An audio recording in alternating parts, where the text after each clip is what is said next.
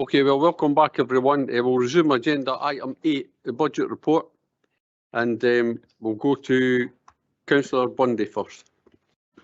Thank you, Provost. The Falkirk Conservatives were going to support the amendment put forward by Labour, and are pleased to hear that it's been accepted by the administration. Local government funding is fully devolved. It is the responsibility of the Scottish Government, and as this chart thankfully just passed to me by Councillor Redmond shows, the Scottish Government budget has increased greater than the budget of Falkirk Council, which implies that the budget has not been fully passed down. The figures quoted by Councillor Hanner were 33% in 2007 and 24% today. It's my hope that tomorrow we will see that level of funding increased in the budget, but it's not my expectation. Perhaps infringing copyright law, every little helps, and yes, this campaign by COSLA might see some funding increased, and that would be welcome, but it's not going to close the £67 million budget gap that we see. And Audit Scotland have made it perfectly clear in their report that it's been a long-standing issue of Falkirk Council not to make decisions, to keep pushing things off.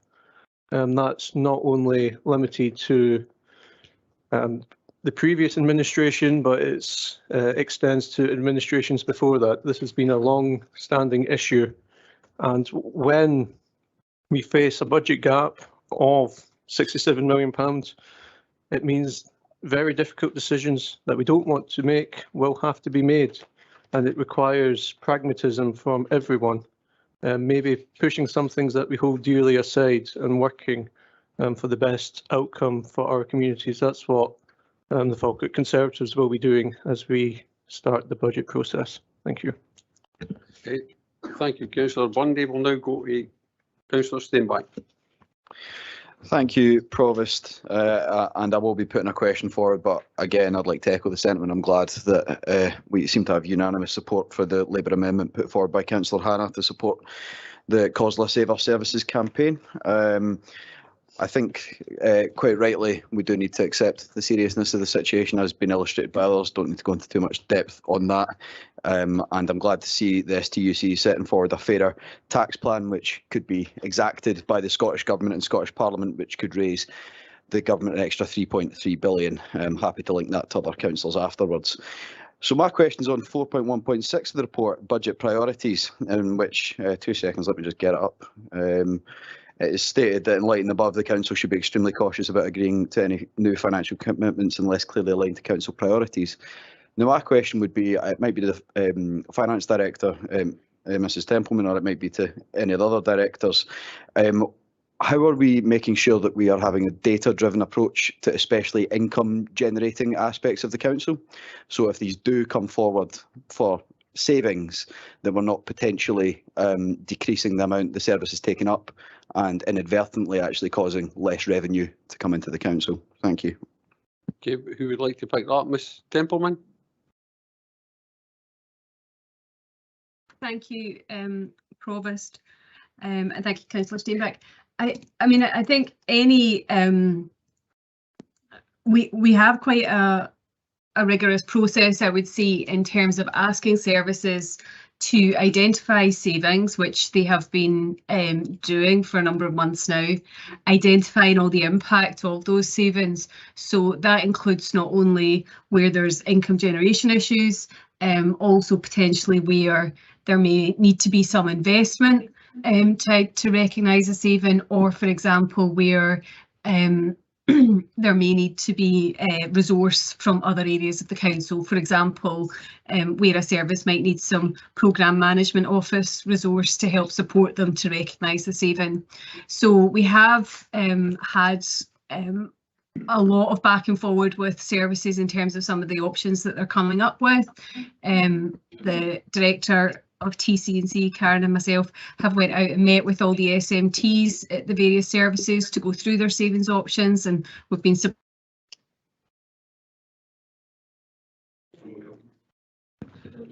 That was going so well. Okay.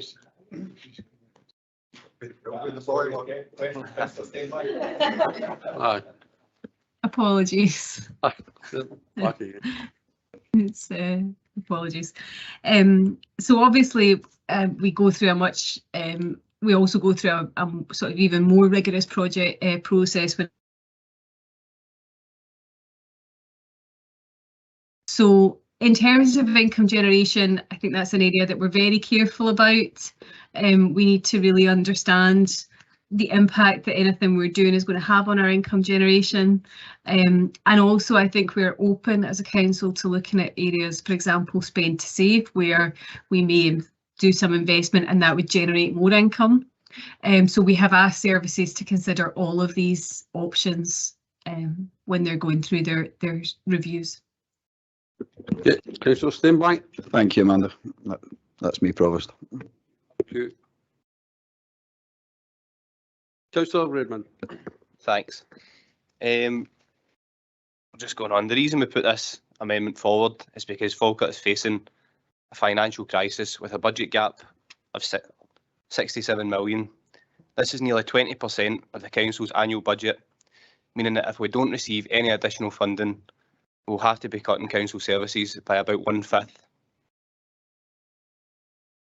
Last week we had a small taster of what's to come with the release of the council's SPR, which likely spells the closure of 133 community buildings. Many of these buildings are the beating heart of their communities, like Bonnybridge Community Centre, the Dobie Hall in Larbert, Grangemouth Town Halls and Stadium, to name a few.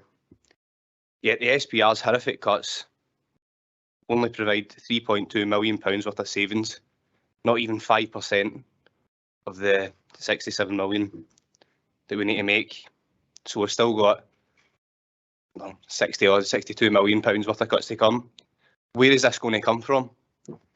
The reality is we are now in the position where absolutely nothing and no one in Falkirk Council is safe, whether that be our officers, waste services, social workers, teachers, or any of the many external bodies that we support, like CVS Falkirk, for example. All of whom are doing some amazing work for our communities under extremely challenging circumstances. And we've heard councillors today praising them and commending them for all the great work they're doing. But let's be honest, words mean nothing if we don't back them up with actions. All of our employees have worked and continue to work hard for the people of Falkirk. If we truly do value their work and commitment to the people of Falkirk, are we now going to stand up and fight for the funds to save their jobs and the services they support? I also think it's important to note why Falkirk is now in this position.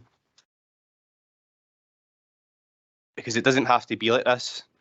For decades, councils were able to fund basic public services without these issues. So why are we now seeing this decimation of council and community services? Firstly, it's the chronic underfunding imposed on us by the Scottish Government. The Scottish Government's budget has risen from £35 billion in 2014 to £56.4 billion today, a rise of 61%. Despite this, the funding the Scottish Government gives to Falkirk Council has only rose from £275 million in 2014 to £308 million this year, a rise of only 12%. And when you factor in our population has now boomed to over 160,000, we're now being asked to provide more services like free school meals that we discussed today. It just does not seem fair, doesn't seem in line. Secondly, we had the SNP's council tax freeze, which was introduced in 2007 as a temporary measure until they found a fairer replacement for council tax. We're still waiting on that. This lasted until 2017, so we had 10 years of inflation without any means of raising tax to mitigate against it. There is also the fact that the Scottish Government has underspent by £2 billion this year. That's £2,000 million, just to be clear. Crazy to think that money is sitting somewhere whilst we are facing these horrific cuts. And, you know, it was said some of that 2 billion as emergency reserves. Is this not an emergency? You know, is this not a crisis that all the cuts we are facing, the services we're losing, the community assets? Finally, we've got the highest rate of inflation in decades due to a combination of global events, not to forget the political and economic negligence of the ever-changing Conservative government in Westminster. All of this has led to the position we are now in, with a £69 million budget gap caused by poor political decisions at government level. Members are now presented with a choice. Do we fight this, or do we accept and proceed with these punishing cuts? Before you make your decision, I would ask you, what is the legacy of this council term to be? A term where the administration closed hundreds of buildings, cut public services like education to the core, and put hundreds of people out of Councillor work. Redmond, that's 4 minutes you've had, so can you just All right. conclude? I've only got 2 minutes left. No, you only get 4 minutes. No, like I've only got like an extra couple of wee sentences to go. Well, just could you just finish off and Right. So that would be terrible. A terrible legacy for us as councillors to leave. But remember, bad things can only happen if good people do nothing. So for Falkirk's sake, we need to fight for more funding. Thank you. thanks very much, Councillor Redmond. Anyone else want to come in? Councillor McCabe. Thank you, Provost. Just like to echo everything that Councillor Redmond has just said there. Can't support him enough. I have a couple of observations and then I'll be asking a few questions. Within the report here at page 88, 3.4, it tells us the financial gap is now predicted at £69 million. Council Leader referred to that gap as being £67 million. I realise it's a movable feast here. We don't really know, and we won't know until tomorrow what the Scottish Government funding for local authorities is going to be. All I'm pointing out here is how much of a movable feast it is. Back in September, we were told it was going to be £52 million or whatever. That's a £17 million increase in less than 3 months, 33%. I just have a difficulty with that. That then brings me on to something that Councillor Aitchison highlighted to do with the zero budgeting approach. Our auditors criticised us because using the zero budgeting approach, we suffer from at times double accounting. So that causes me to question what confidence I can have in that approach to budget management. Further on at the paragraph 4.87, we find out that the ZBB officer has left. We just seem to get into deeper and deeper problems here. I noticed that at page 94, under risk, one of the things that it actually mentions here is that ultimately the government bringing in external support to reduce the council spend. I'm throwing it out here. I don't expect anybody to accept it. Why don't we use that as a strategy and we ask the Scottish Government to come in and identify the cuts to funding, services and jobs? It's because of their cuts that we are having to impose these cuts. Councillor Redmond again referred to its services, its assets, its employment, and what is going to be your legacy. That's a wee, the wee kind of statement. What I would like some clarification on, Provost, if you don't mind, is the question of the financial strategy group. Can I ask, when was that formed and has it had any meetings?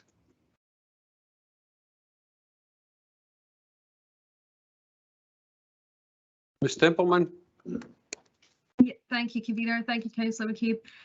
So the financial strategy group was formed when the financial strategy was considered by Council in September. that was part of the agreement then. I'm not sure how many meetings we've had. I can't remember if it's 4 or 5, but we've had quite a number now. We've been meeting every 2 weeks and considering various issues, including the funding gap and the movement in the gap and things like that. Thank you, Amanda. It's disturbing. The Financial Services Group is a child of the Council. It was proposed at the Council meeting of the 20th of September 2022. I would have felt that as such, the group's terms of reference should have been agreed by full Council. Can I seek Mr Moody's guidance on that? Surely a group does not agree its own terms of reference. Colin, could you throw any? I think I would need to go back to look at the terms of the report that established the group, but such recollection as I do have is I think there were certain outline aspects of the terms of reference in the council report, and I think the terms of reference which are appended to this report, I think, just flesh out those broader ones which were before the council in September, but I would need to go back and check, Councillor McCabe, just to be certain of that. Thank you. If you could maybe just come back to me on that, Colin, I appreciate that. I then have to ask, well, we realise it was, I'm just about to ask, it was the council that made the decision that we would form an FSG. Councillor Spears whispering in my ear, who's on it? Who agreed the membership? I'm going to ask specifically, what notification was given to individual councillors as to the establishment of the group? What communication was there with the non-aligned independence group and the other 2 independent councillors? What deliberations have the group had, given the inherent secrecy noted in the terms of reference? How and when is anything going to be communicated from the group to full council? I just get very, very alarmed that if you look at the Appendix 2, the group is a safe space and confidential information will be shared and discussed. Well, it's obviously confidential because it's never shared. At the end of each meeting, there will be discussion on what information can be shared and what must be kept confidential. I don't like things where we have to be keeping things secret, particularly from elected members. As a working group, this meeting will not be held in public or formally minuted. However, an action log will be maintained. I don't like that. I've got problems with that. I think I've said enough. Thank you, Provost. Mr. Lawrie will respond to some of these points. Councillor McCabe.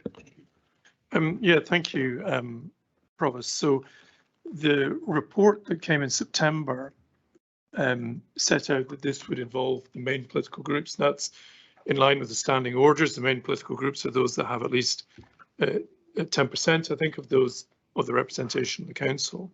So the group is made up of the 3 group leaders and 1 other representative from each group. I mean, Mr. Lawrie, sorry, I wonder, Provost, if I could just to clarify what Mr. Lawrie saying, the 1 other person, is that from each group? I'm sorry. That's correct.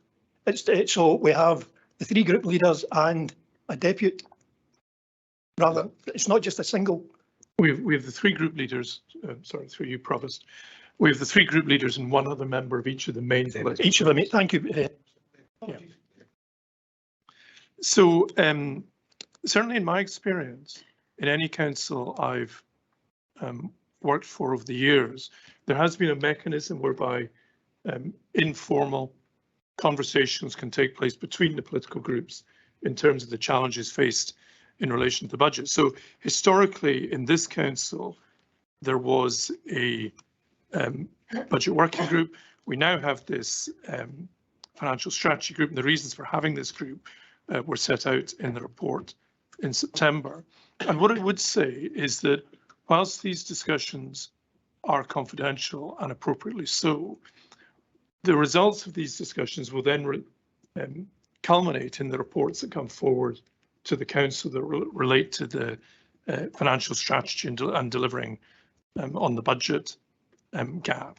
So the group enables informal discussions between the main political groups in terms of the various budget proposals. I think it's a standard way of working within councils, and I think it's certainly very helpful for officers for that. I think and hope it's helpful for the members directly involved as well. And as I say, it's the main political groups as set out in the report in September. I'm not sure if that covers every point, Provost, but certainly some of them. Councillor McCabe. Thank you, Mr. Lorry. From the minutes or the agenda of the September meeting, it tells us that previously we had a cross-party working group, but that group was not as effective as was hoped. But then the council was then looking to a financial sustainable position and will require a strong collaborative approach. Collaborative. It was proposed a financial strategy group was established and group leaders and finance spokespersons from each group would occupy those positions. From that, again, I'll just repeat, there is no input from any independent councillor, and we had no influence at all on the terms of reference. I think it's a democratic deficit, and that's all I'm trying to highlight. Thank you, Provost. Okay, thank you very much. Councillor Nimmo. Thanks, Provost. I just have a quick question that's probably best answered by Mr. Moody, to be honest. It's on the back of Councillor McCabe's initial contribution. Now, I think he was alluding to councils going into special measures, although he didn't use the word special measures, but that was my take on what he was saying. Can Mr. Moody just possibly clarify as to what circumstances would merit a council going into special measures? Mr. Moody. It's something I can say, Provost, has, I think, as far as I know, it never happened in Scotland, and I think there isn't an easy or obvious route within the Scottish legislation. I think we'll all have seen, I think, press coverage of a number of local authorities in England who have gone into that situation where notices have been issued by their respective chief finance officers to say they're no longer effectively going concerns. And there have been interventions by the relevant secretaries of state of the UK government. I have to say, I think I would need to go back and look more closely at the Scottish legislation. I think the route is more likely in our framework to come through the Accounts Commission if there were such intervention rather than that direct ministerial intervention. But I will go back and I'm happy to come back to Councillor Nimmo at a later date. Yes, Thanks very much for that, Colin. I look forward to the information coming forward. Thank you. Thanks, Provost. Any other questions? No. Okay, then since the Councillor Spears. What Councillor McCabe was saying about the democratic deficit within this council, you have I think 10% of the council's independence, but you don't see fit for them to see on this financial group. I clearly remember the administration leader discussing us all working together and cohesion and stuff like that. What is the reason behind this democratic deficit in Falkirk Council?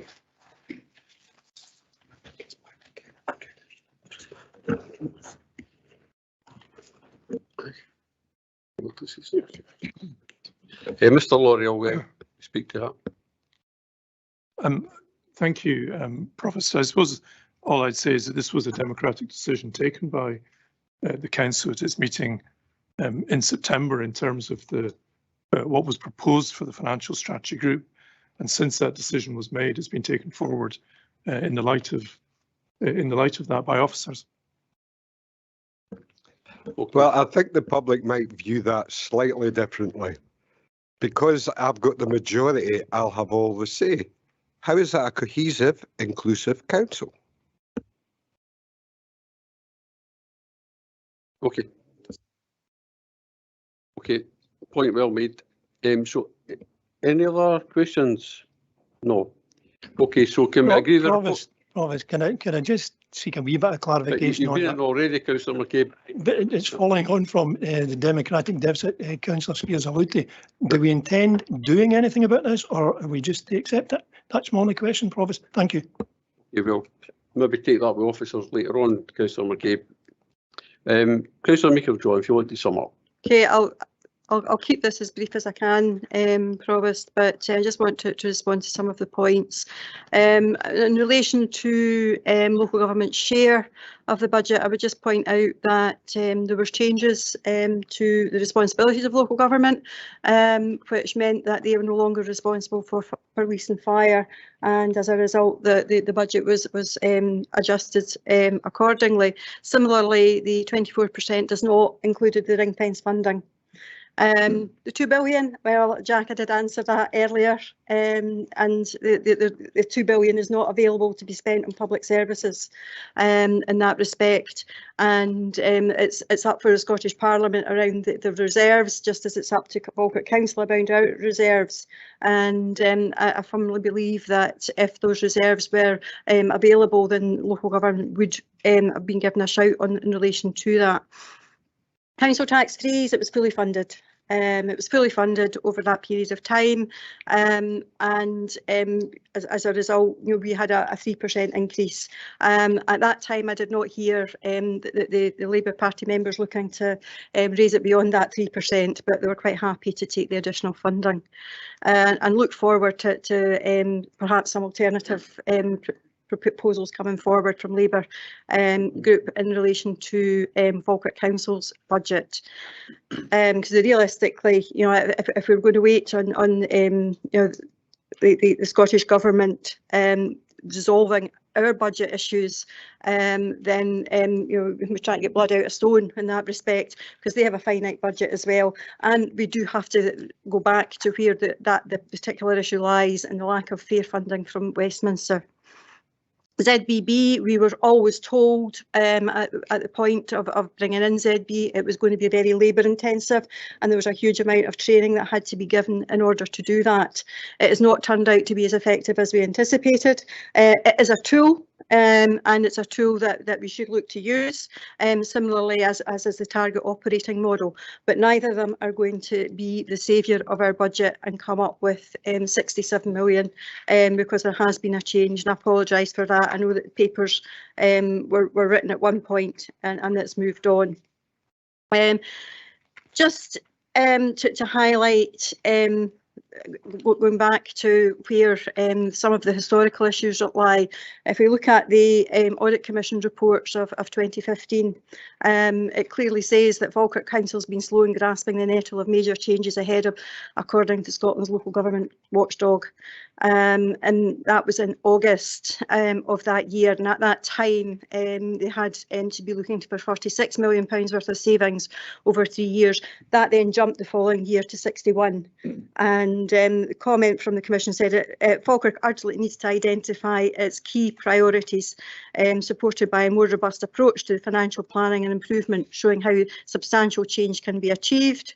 Councillor Craig Martin, leader of the council, said the report has stated that where progress is being made across a number of areas. However, we recognise that more can be done. Also within his comment last year, the Accounts Commission said they had concerns about ability to achieve savings necessary to set a balanced budget for 16-17. So all of that accounts back to decisions and difficult decisions that weren't taken in the past, that is now a legacy that's before us, and a criticism of the last SNP-led administration. Just as we are now, we are a minority administration and therefore do not have the balance of votes. So the decisions that we bring forward, if those are not accepted by the other parties, that is why we are not moving forward, and that's why we continue to have the financial difficulties we have. We have a real pressure to make decisions now after the difficulties we've had over these years. We would have been in a slightly better position than we are now, but that's not withstanding the impacts of Brexit. Again, not our decision. COVID, out with our control, and the cost of living crisis. Again, that's not a decision that was made in Falkirk Council, it's decisions that have been made elsewhere that we are now paying the price for. So I think it's important that we do get round the table, we do have discussions, and we do work to identify the direction going forward for the council.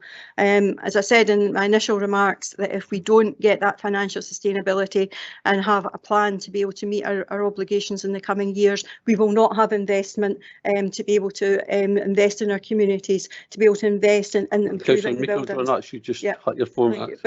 And I'm happy to finish at that, Provost. Thank you. Thank you very much. So after the summing up, can we agree the report, please? Agreed. Agreed. Okay, next item of business is agenda item 9, IGB business case 2324, and it's Ms Templeman that will be speaking to the report. It's pages 100 to 114. Thank you, Provost.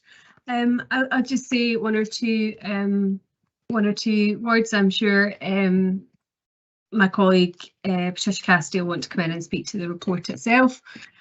So we, as the council asks the IGB to produce a business case for 23-24, we received that in December, and that will be the IGB setting out their financial projections going forward, setting out the work that they're going to do going forward, and essentially making the case for the funding settlement that will be required to help them, to support them to do the work that they need to do. So this is report, is for information only at this point. The decision to be taken on IGB funding won't be taken until the budget meeting on the 1st of March, and I would say it will also be informed by the budget announcements tomorrow and the subsequent circulars, because those are usually quite prescriptive in terms of the funding settlements for the IGB. So all that information will come back to members in due course. Thank you, Provost. Okay, we've now got Mrs Cassidy. If you want to speak to the report, please. Thank you, Provost, and good afternoon, everyone. Yep, as Amanda has explained, this is the business case for the Integration Joint Board. This is part of our normal procedure. We present the business case to the board for noting. It then comes to council and to the health board and is subject to further negotiation and discussion in advance of the budget setting meetings. You will see the report gives the sort of best assumptions on the known unknowns that we have. Some of the pressures in the system, particularly within our providers, and you'll see within section 3 of the report an outline of our financial assumptions and caveats within that. We are in quite an uncertain situation, so you will see quite a bit of detail in section 3 in dealing with some of those inflationary and other cost pressures and assumptions about the financial projections, which are outlined in section 5 and detailed in section 5.1. Section 6 of the report summarises the efficiency savings. You'll see in the table at section 5.1 that between the council and NHS budgets, we have a shortfall of just over £10 million. 5.5 million of that is in relation to adult social work services.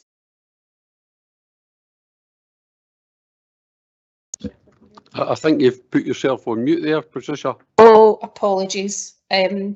So you will see in section 6 an outline of the efficiency savings which we're proposing to meet some of that gap, and they are detailed in the appendix to the report. I'm happy to take any questions. I'm also joined by my colleague Stephen Kirkwood, who's the Chief Finance Officer, should you have any questions, but this will come back again to the council in the next iteration. Thank you. Okay, thank you very much. Councillor Meiklejohn, do you have a motion? Just to move the recommendations in the report, Provost, as has been said, that this is the business case and it's part of our budget setting process. It's here for information. There's going to be still some time where discussions will require to be had on the business case. I just want to highlight that we have always given our IGB a generous settlement. We've always been above that, in which we are above the cap in which we have to give our IGB, recognising the importance of our social care services and what they actually deliver. We also recognise the challenges around integration that is not fully happened as yet, but does progress. So this is really for information at this stage, and I think there'll be a lot more discussion required to be had in negotiation between ourselves and the IGB going forward. Okay, thank you, Councillor Meikle-John. Do you have a seconder? Councillor Colley? Yeah, I'll just second and reserve the right. Okay, thank you. Councillor Hannah, do you have any amendment to this report? I have no amendments, but reserve the right to ask questions later. Just a big thank you to Stephen, Patricia and the finance staff for the reports. Okay, thank you. Councillor Kerr, any amendment for this report? No amendment, Provost. Thank you. Councillor Spears, any amendment to this report? No amendments, but questions. Okay, we'll now open up the debate. So I think Councillor Nimmo was first to put his hand up. Councillor Nimmo. Thanks very much, Provost. I just have a quick question. I wasn't sure whether to raise it under this item or item 11. To be honest, it's in relation to the pay award money. I believe there's a legal issue ongoing at the moment as to whether or not we should be paying over the money as our share to cover the pay award. Is there a copy of the legal advice in relation to this available for members? Thanks, Provost. Mr. Moody. Thank you, Provost. I think the first point I would make is that I wouldn't characterise this as a legal issue. I think this is an issue about just how we read and interpret a series of letters from the Scottish Government on the question of how this particular funding is treated. As I understand it from the answers that have been given previously at meetings, discussions are underway between the Council and the Integration Joint Board officers on the issue, but I don't think we are at the stage of an outcome on that yet. So there isn't legal advice available as legal advice hasn't been offered on the issue. Okay, thanks for that, Colin. Okay, Councillor Spears. I'd just like to note the background papers 3.1, this secretive financial strategy group, which we've already highlighted as a democratic deficit on this council, are making the considerations here. That excludes a large amount of people at the electorate in Falkirk district. Can that be explained? Okay, Mr. Lawrie. Yes, thank you, Provost. Just to say that the decision will be made by Council as part of the budget meeting on the 1st of March. If we get all the information, because I don't think there's minutes kept at these meetings. All the information will be available on the 1st of March. Thank you. Any other questions? No. Can we agree the report? Okay, thank you. Great.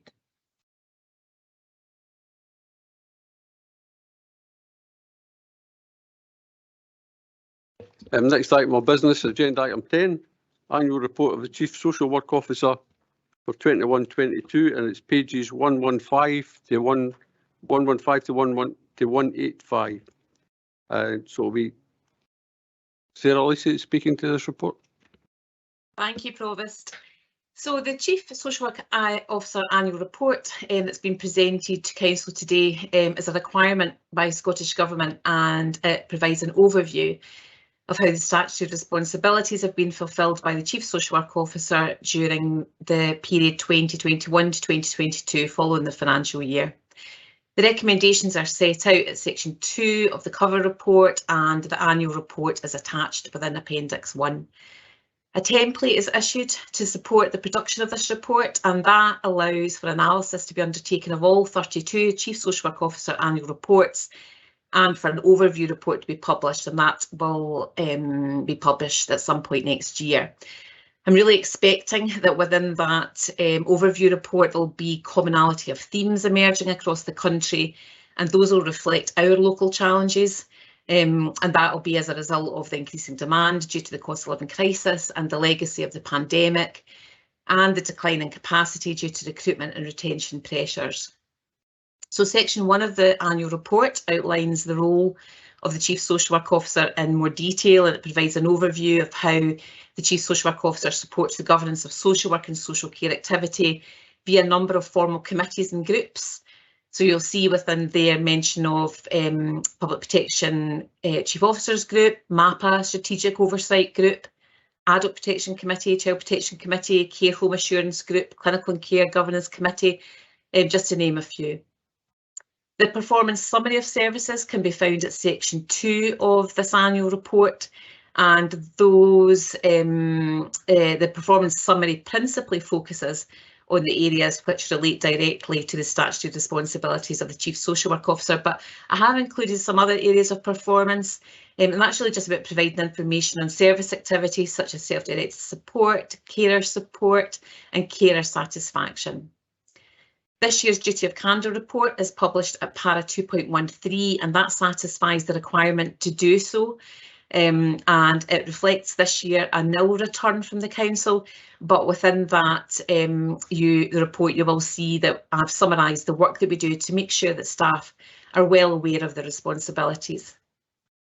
So over the reporting period, social care and social work staff have continued to navigate very different ways of working, including an enhanced testing routines, having to work from home, using PPE, navigating frequently changing national guidance, and adapting to an ever-increasing workload. Despite the current context and the significant uncertainty that faces the sector, our social work and social care workforce, including the third sector and our other partner agencies, have remained totally committed to providing services that empower, support and protect local people. Social work will continue to extend our help to as many people as we can, but with the capacity and budget pressures that we're facing, how we support people really needs to be transformed.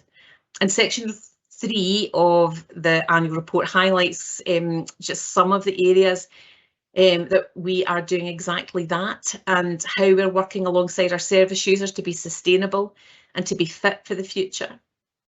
All of the transformation activity in social work and social care has at its absolute core the focus on improving the lives of people who need our services, and developments around reablement in adult services and closer to home and children's services are just 2 examples of transformational activity intended to improve outcomes for the children and the adults that we serve. We're in a highly competitive job market, and if we choose not to invest in our employees' future, that could really have a damaging impact on our ability to attract and retain staff. Committing to the development of new skills and capabilities among our employees can really drive up loyalty from our workforce and lead to a happier workforce and a more satisfactory experience for our service users. So we're listening to our staff to understand what matters to them and what are the factors that are impacting on attrition.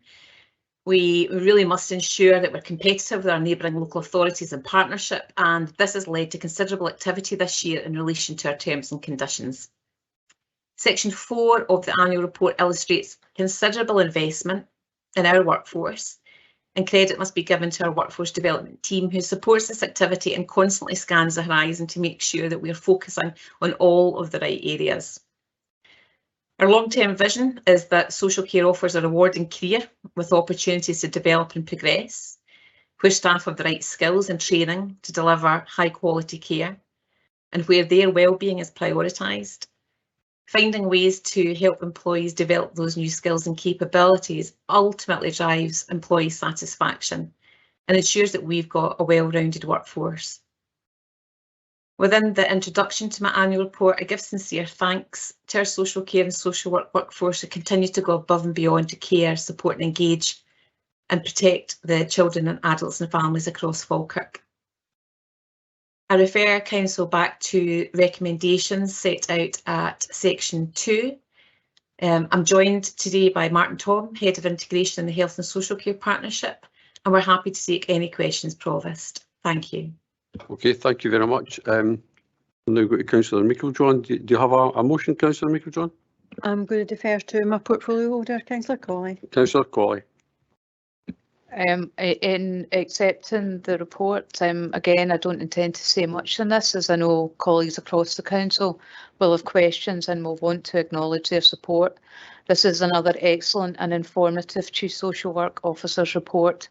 It is clear from the report the huge breadth and depth of work our staff and our partners across sectors have been doing over the past year. It is testament to their commitment to people of all ages requiring support in our district, and I want to take this opportunity to thank each and every one of them.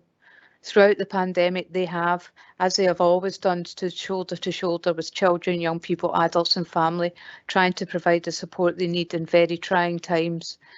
For social work services across sectors, the challenges from the pandemic are not over. The significant pressures that continue to be felt across the system impact on the people we serve, but also on our staff. I was lucky enough to be able to go to an event held for those working in children's social work in the district and to be able to speak to some of the staff, and it's clear their huge commitment to children and families in this area.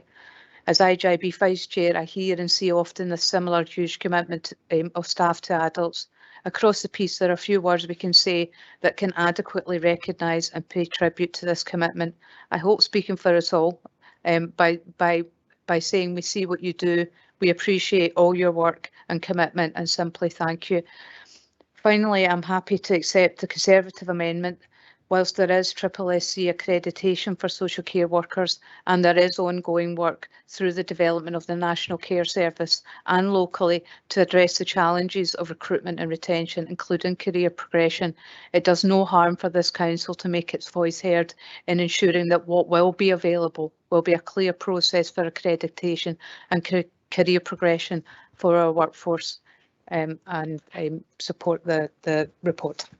Okay, thanks, Councillor Colley. Do you have a seconder? Happy to second. Thank you. Councillor Hanley, do you have an amendment? I have no amendments. Thank you for a very excellent report, but reserve the right to ask questions later. Thank you. Councillor Kerr? We have an amendment, Provost. Okay, thank you. Councillor Spears, do you have an amendment at all? We don't have an amendment, but we have questions. Okay, thank you.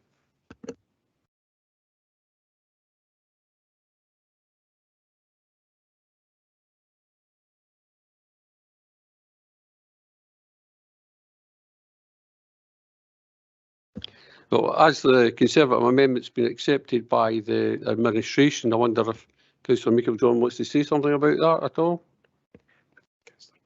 Oh, sorry, Councillor Bundy, my apologies. I think I would defer to our group leader, Councillor Kerr. Thank you. Apologies, Councillor Kerr. Thanks, Provost. We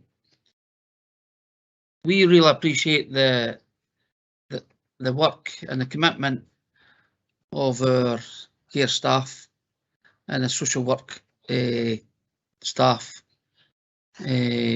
both within the council and the private sector. It is a part of the council that is growing year on year, and we understand that the people who are already in these jobs do it because they care. They care about the people who look after, and that is to be commended. The reason why bringing this amendment forward, the Falkirk Conservative Group fully support our staff.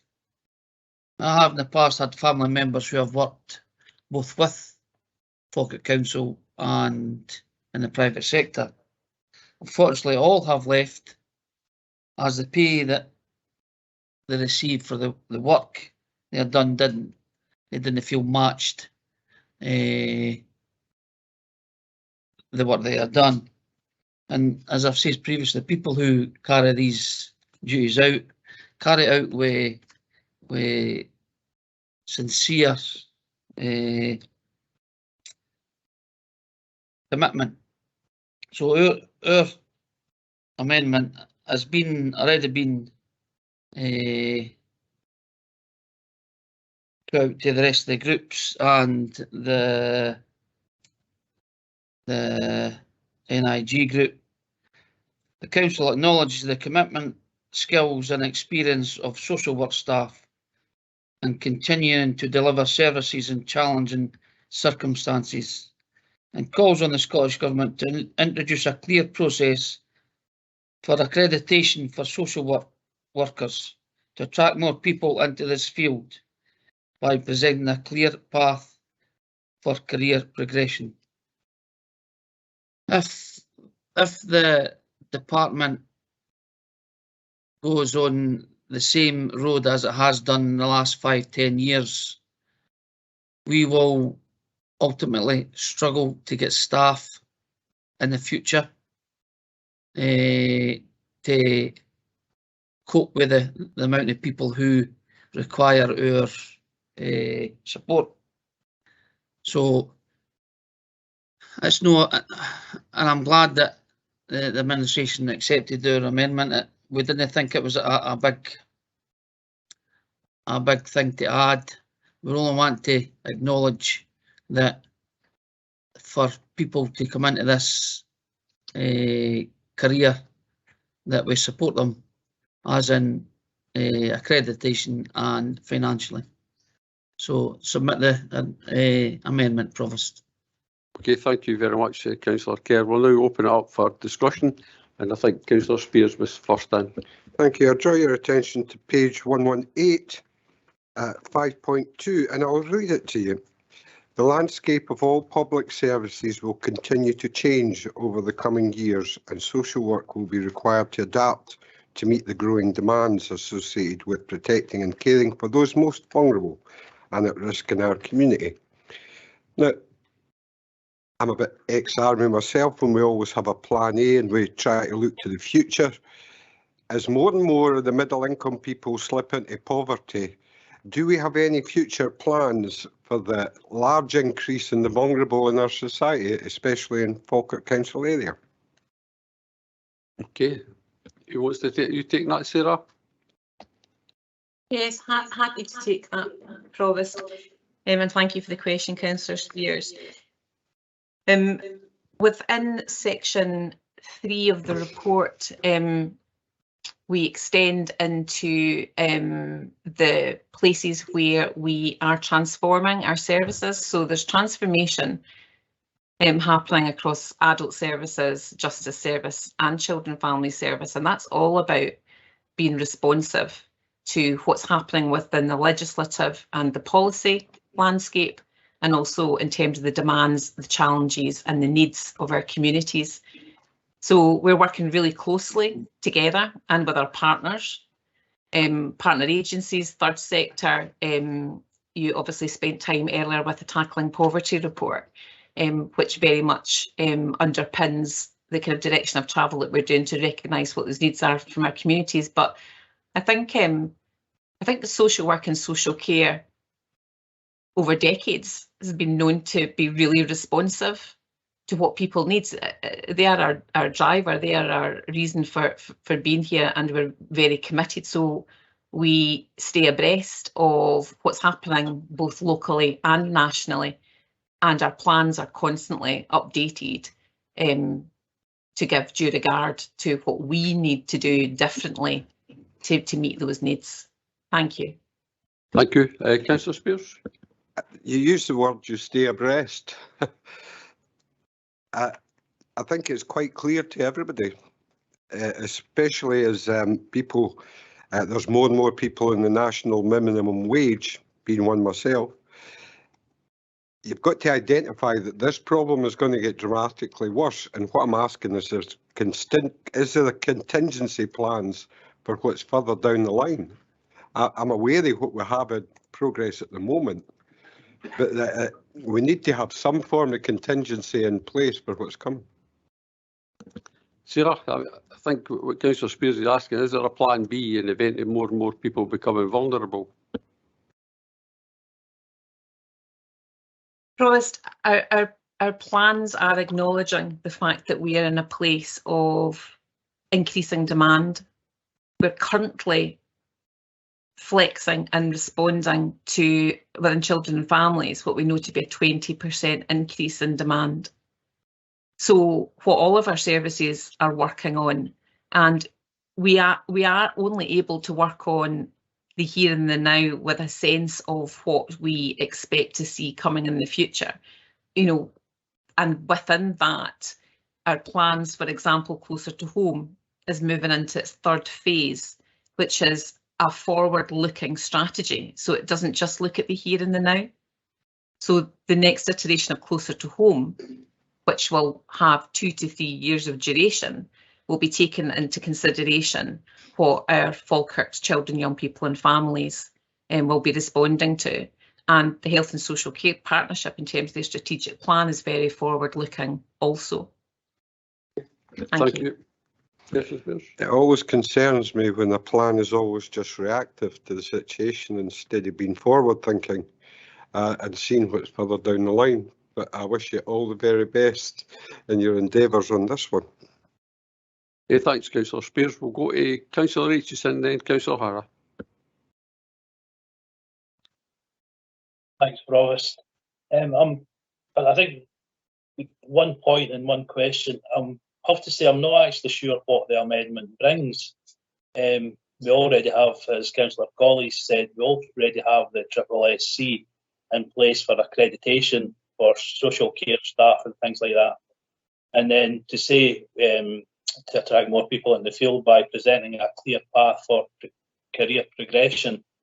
Well, every work environment will have a workforce structure, but that doesn't guarantee any jobs are going to come up, because you need people to move or leave or go on for these positions to become available. So it's quite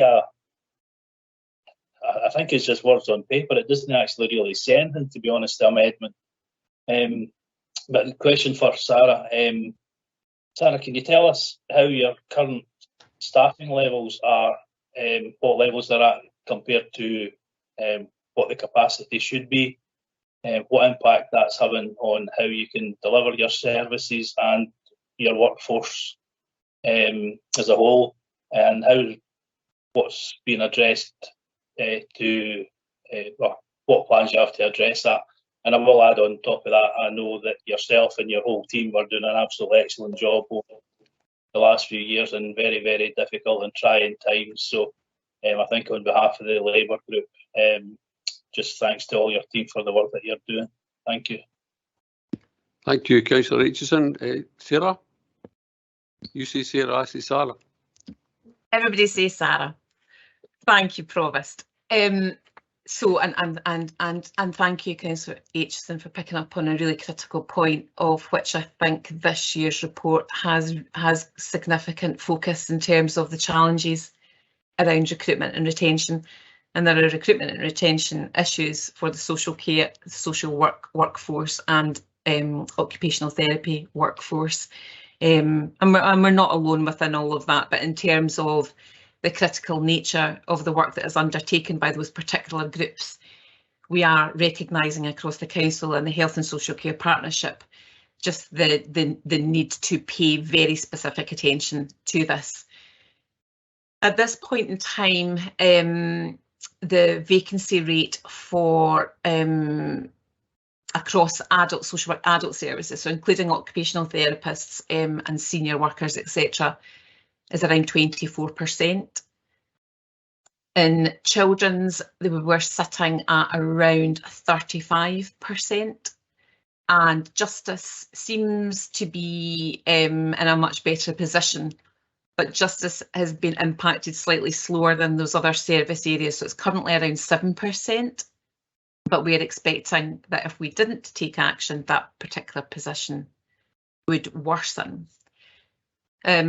We have, over the last year or so, offset some of the challenges that we face as a result of vacancies.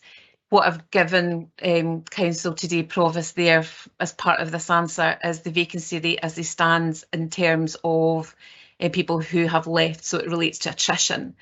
Whereas what we also need to consider within all of this is the impact of some short-term sickness, which is perfectly usual, and some longer-term sick absence that we maybe think is higher than we've experienced previously. And without doubt, the recruitment and retention of social workers and occupational therapists has really been challenging and really exacerbated over the course of the pandemic.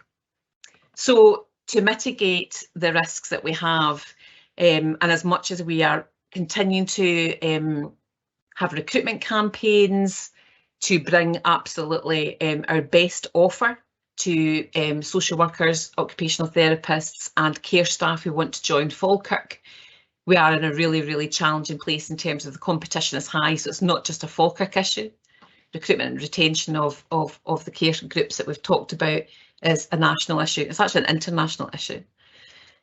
So where we are recruiting, we are replacing experienced staff mainly with newly qualified social workers, and newly qualified social workers are incredibly valued, a critical part of our workforce. We absolutely need them, but we also need to make sure that we've got a good skills mix to be able to manage the work and the demand that I was referencing earlier too.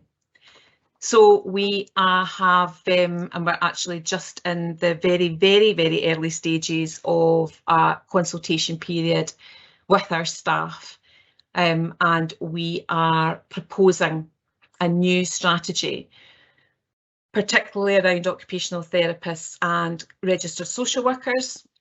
And this will be about providing a career pathway, developing an advanced practitioner route with very clear guidance and an assistant team manager route into team manager role. This is a really new approach for Falkirk, and fundamentally it will it's been built to put us in a very good place to be an attractive employer.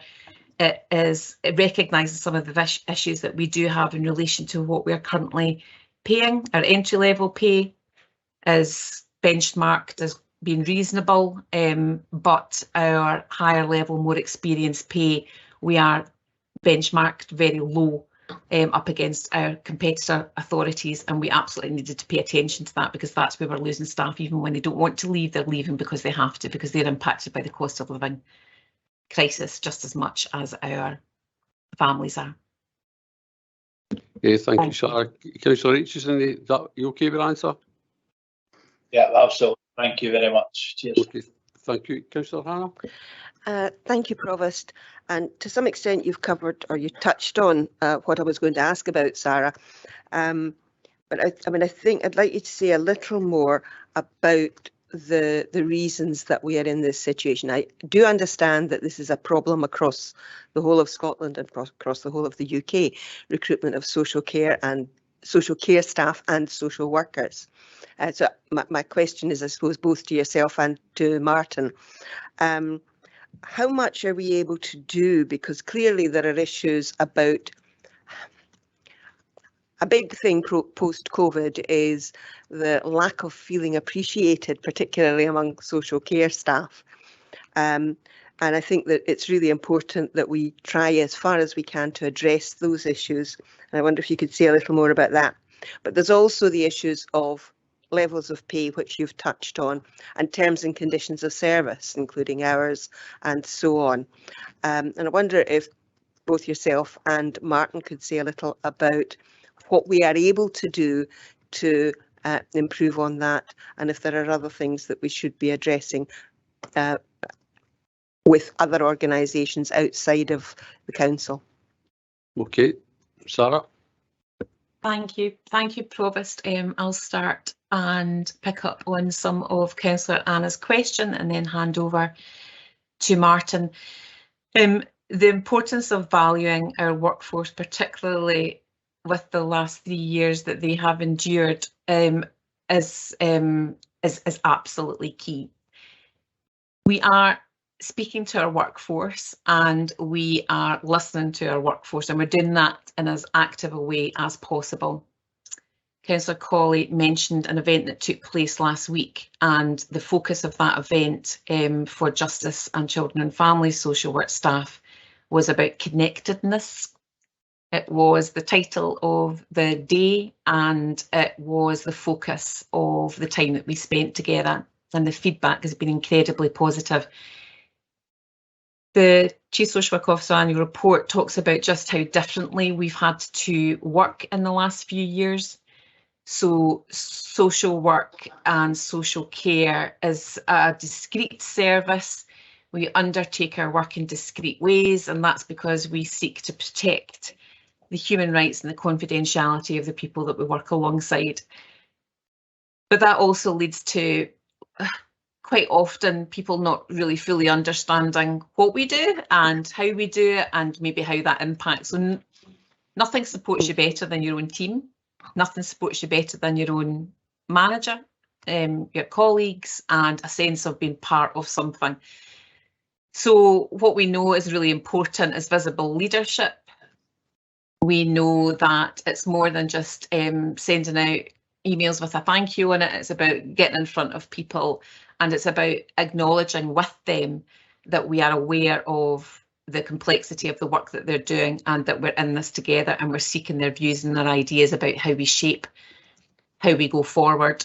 And some of what I have outlined in terms of a recruitment and retention strategy for social workers, registered social workers, and for occupational therapists, and my response to Councillor Aitchison is built on what people are asking for us to take into consideration in terms of our offer.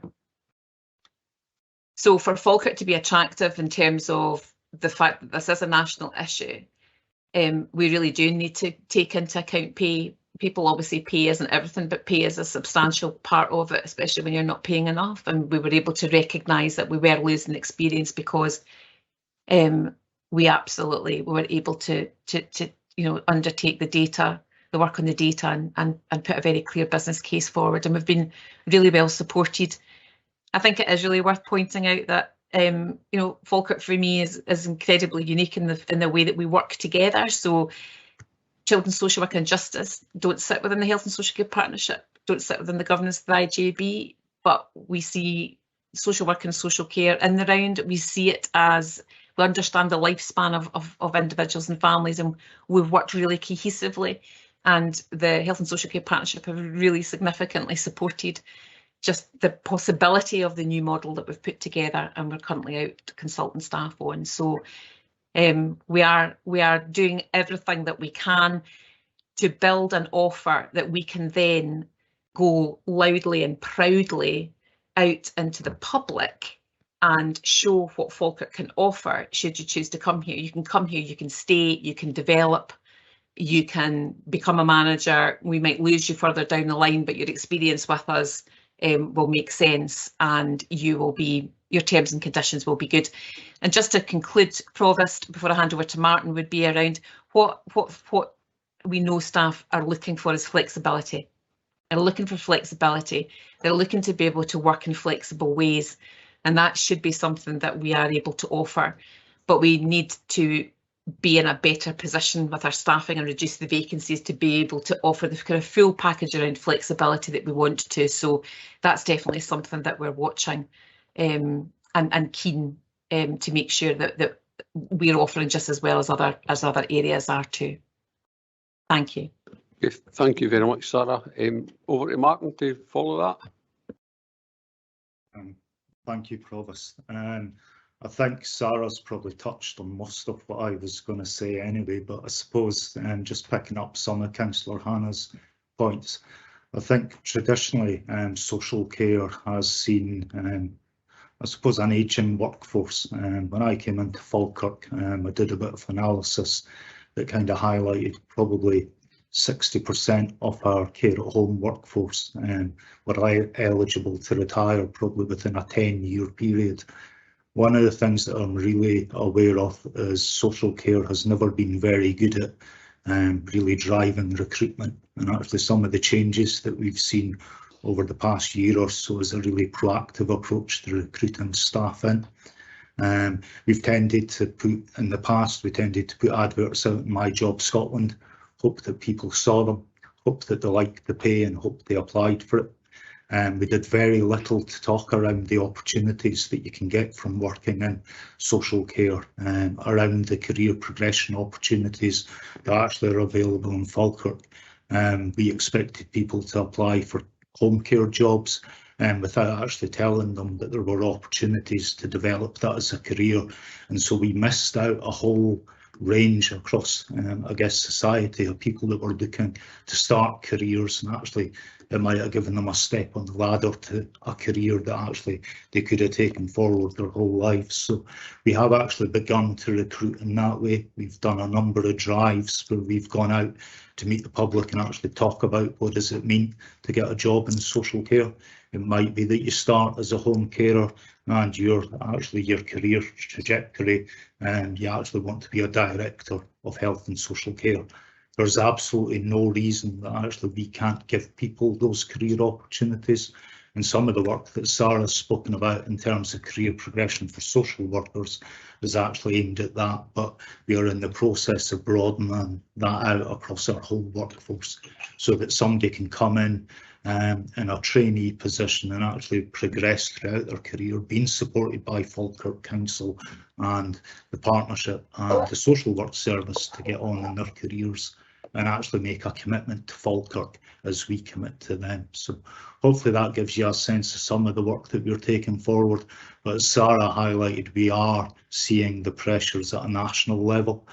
So we are competing with the likes of Glasgow, Edinburgh, West Lothian councils in terms of staff coming into the profession. So we need to make sure that we actually really sell the message. I think the good thing is, for us anyway, I don't think any of the other areas are actually particularly good at selling the career progression opportunities. So the fact that we've already begun that hopefully will put us ahead of the game. Thanks. Thanks very much, Martin. Back to Councillor Hannah.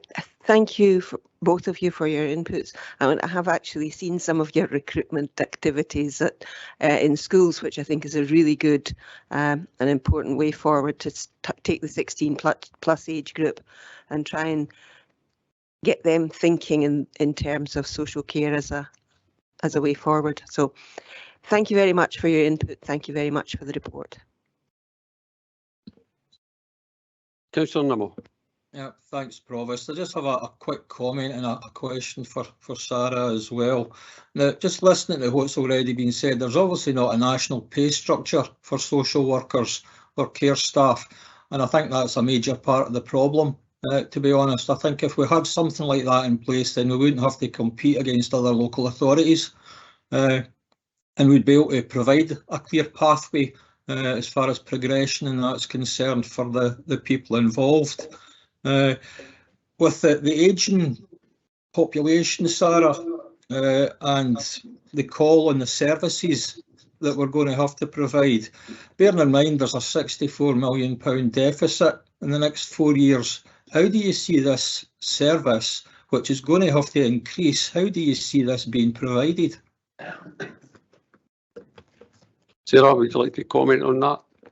Yes, thank you, Provost. I think the reality is that Martin and I are outlining for you the proposed strategy that will take us from a position of having too many vacancies and having more capacity back in our system to be able to deal with the demands. I imagine that improving our ability to recruit and retain and building that capacity will have a positive impact too on sick absence levels, because we are putting a lot of pressure on other parts of our workforce carrying so many vacancies. However, I am being very straightforward to that we're talking about working in a really challenging environment and the competition that's out there, and the fact that we don't have a level playing field in terms of pay. So our approach, which we do believe takes us into a much more future thinking space to be able to recruit to, is not going to solve our problems overnight. And what Martin and I and Gail Woodcock and others are going to make sure that we take great care about is making sure that we are monitoring how these new developments actually impact on recruitment and retention. So we need to see that this makes the difference, and it's going to take time to see if it does make a difference. So what works hand in hand with this, Councillor Nimmo, needs to be a reality in terms of what we can actually deliver. So the need to stop doing things, do things very differently, and continuing on that transformation journey needs to go hand in hand with this. We may need more staff, but the reality is we need to get ourselves up to our own capacity before we even consider about what more staff may look like. With a challenging financial backdrop, that is likely to not be possible. So we're going to have to be very clear about what we can no longer do. That may only be for a short period of time until we're able to build back up again. But it's those messages I give to you, because I will need to share more of what that looks like next year, to be transparent and to ensure that expectations from communities and yourselves fit within that space. But that's the reality of where we are right now. It's about responding to our recruitment challenges, building capacity, doing our best to manage demand, but also needing to do things differently and probably stop doing some things too. Thanks, Sarah. Provost, if I could maybe just follow up with another quick question on the back of that. Sarah, as far as other councils are concerned, how far back are we in the salary stakes, if you like? What's the difference between a social worker in Falkirk and, say, a social worker in Glasgow? Sarah? Thank you, Provost. Glasgow are by far the highest payer. Right now, our entry level is, I can't quite recall if Martin can, he can come in and correct me on this one. But we, in terms of our analysis work, our entry level is reasonable across our main competitors, because our main competitors are those local authorities that Martin's just talked about. It's around that central belt area. So they're the particular areas that we're keen to benchmark against. But where we fall down, Councillor Nimmo, is our most experienced. So at the very, very top of the grade, we're at the very, very bottom in terms of the Scotland rankings. Right, but part of the reason for me asking that question, Sarah, is that obviously social workers, for instance, in Falkirk, are going to leave to go to a bigger authority if they're going to be promised more money for doing the same job. Okay, maybe on a bigger scale, but that's how we're going to lose people, and that's how we're losing our experience as well. Thanks, Provost. Okay, thanks very much. So, put the light on now. It's me. Sorry. Councillor Patterson. Yeah, just very briefly, I was just looking for clarification on the Conservative group amendment, because I know Councillor Aitchison did touch on it, but I'm not sure it got answered. Just what's been specifically asked for here, am I not right in saying that the SSSC already provides this service in terms of clear progress and accreditation, because SVQs and degrees are offered through the SSSC, where all social services need to be registered anyway. And as Sarah and Martin have already outlined, that we do have really good career progression within the Falkirk area. So again, I was just looking for clarification on what this is bringing to the report. Okay. Can I come in on this? Councillor Colley, aye. Yeah, because obviously we've accepted the amendment, and Councillor Patterson is absolutely correct, which I highlighted around the SSSC accreditation is already in place, but there is also work in progress in relation to the National Care Service, in relation to looking nationally what career progression and how you make social work and social care a more attractive career. So my view was that I don't think it does any harm for us as a council to raise our voice in that and say that we would like to see whatever comes out of the National Care Service, and the legislation is currently with the Health, Social Care and Sport Committee, and I don't think there's any harm in us as a council raising our view that there needs to be a clear process when we come out of this, and it's going to be very transparent and easy for people to understand what career progression looks like in social care. Thanks, Councillor Colley. Councillor Patterson, do you want to come back on that? No, that's fine. Okay. Thanks. So there are no other questions. So do you want to sum up, Councillor Colley? Or are you quite happy to agree? Disagree? Can we agree with the report? Agreed. Next item of business, agenda item 11, Falkirk Integration Joint Board Report. And it's a report by the Chief Officer of Health and Social Care Partnership, and it's pages 186 to 209. And I would just also like to highlight at this point that Patricia Cassidy sent all members a briefing on the current situation with the NHS Forth Valley. And I would ask members to refrain from discussing the current situation. Questions should be relevant to the report. Patricia? Thank you. You went on mute again. Yeah, sorry, it's my mouse is a bit sensitive. Thank you. So members will see before you a report, the regular report from the Health and Social Care Partnership to the Council.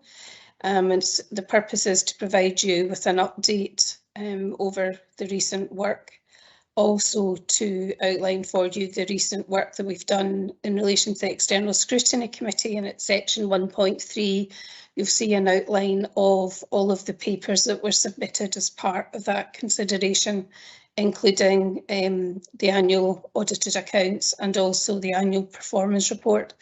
And I'd commend the performance report to you for a read, because it really provides a flavour of all of the range and the scope of the work that is underway, represented not only in terms of performance and investment, but critically through a series of case studies from our partners, illustrating the impact of the work that's going on within our communities to support people in their health and well-being, but also in the delivery of community health and care services.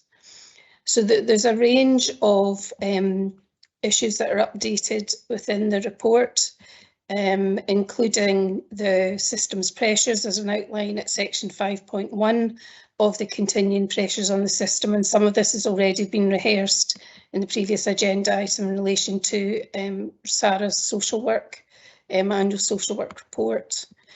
You'll also see at section 5.4 the integration arrangements for Forth Valley-wide health services, and I'm delighted to let you know that we are now moving at quite a pace to bring into Falkirk Health and Social Care Partnership primary care services for the whole of Forth Valley. We will host those for Clackmannanshire and Stirling as well as Falkirk, and this will realise a whole range of opportunities for us to be doing much more work at a locality level around self-management, support, prevention and promoting wellbeing.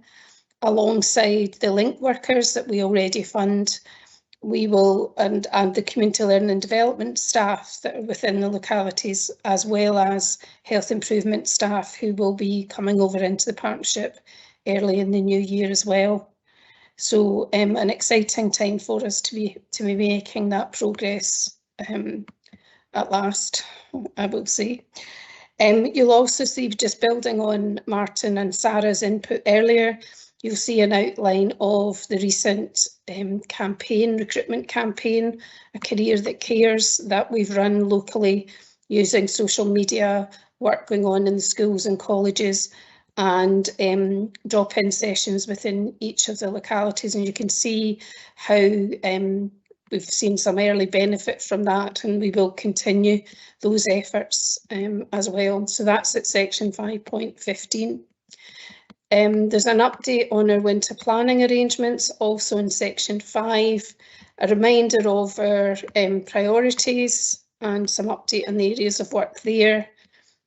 Joint inspection of adults protection services, an update on our home support and supported living contract at section 7.6, and then leading into some of the work that we've been doing of particular note We've been doing some work on what's called a slow stream rehabilitation bedded care centre, and we've recognised post-COVID that the length of stay for people in the hospital and also in the rehabilitation and reablement intermediate care beds has been longer.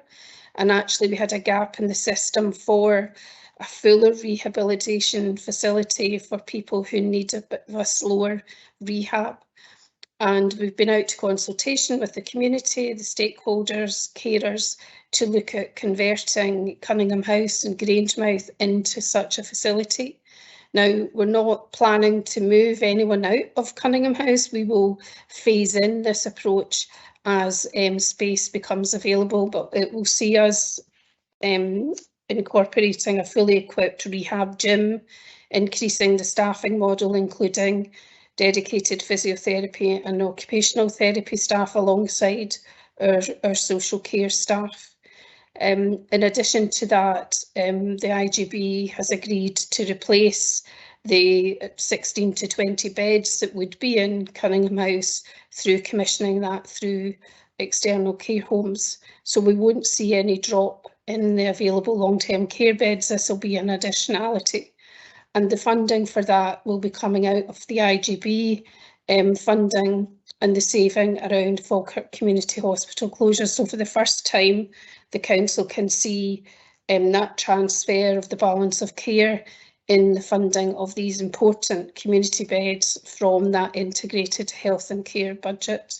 So another milestone for us on our journey. In the interest of time, I won't go into any more detail in the report. I'm happy to take any questions that you may have, and Martin, my colleague Martin, is here as well to pick up any questions too. So okay, thank you. Thank you. Councillor Meiklejohn? Oh, Councillor Colley. Thank you. At risk of repeating myself, and I don't think it really matters that I'm repeating myself, because it's really important to take the opportunity to thank our staff, the staff of our partners, as well as unpaid carers across the community. As you'll see in section 5 of the report, there remain very significant pressures across health and social care that continue to impact, and we have ahead of us what will be a difficult winter on top of this, and this workforce, paid and unpaid, are vital. I would also like to take this opportunity to thank our Chief Officer for her leadership over this period, seeking every opportunity within our integrated services to make a difference and working hard to expand integration. As you'll see in section 5.4, and as discussed, the IGB recently approved a report for integration arrangements for Forth Valley-wide health services, including operational management of primary care and health improvement, and IGB offers us continue to work with the NHS and Claxon Stirling IGB to undertake due diligence for this. Like Patricia, I am delighted to see this work progressing, and been great working with Claxon Stirling as well on this. I'm sure there's lots of questions. I know how passionately this council supports the work of our IGB, so I'd just like to highlight a couple of things.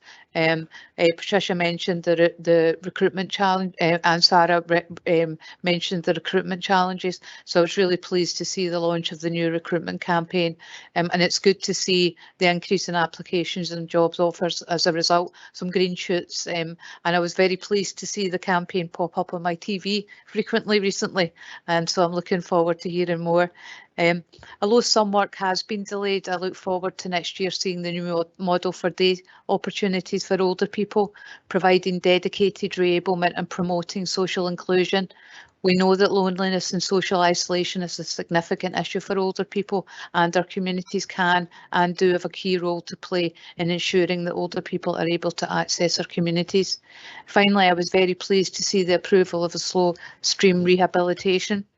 This will develop, as Patricia said, over time, and will make available enhanced service for those who require long-term rehabilitation to enable them to recover and go back to their own homes. With the shorter-term rehab services at Summerford and Bowness, along with assessment in Falkirk Community Hospital, and the ability to spot purchase and block purchase care home beds for interim care and reablement, I believe we will be able to offer a very comprehensive service to people across the district on their discharge from acute care. So I won't say any more, But just again to reiterate my thanks to all the staff in Falkirk Health and Social Care Partnership, our partners and unpaid carers.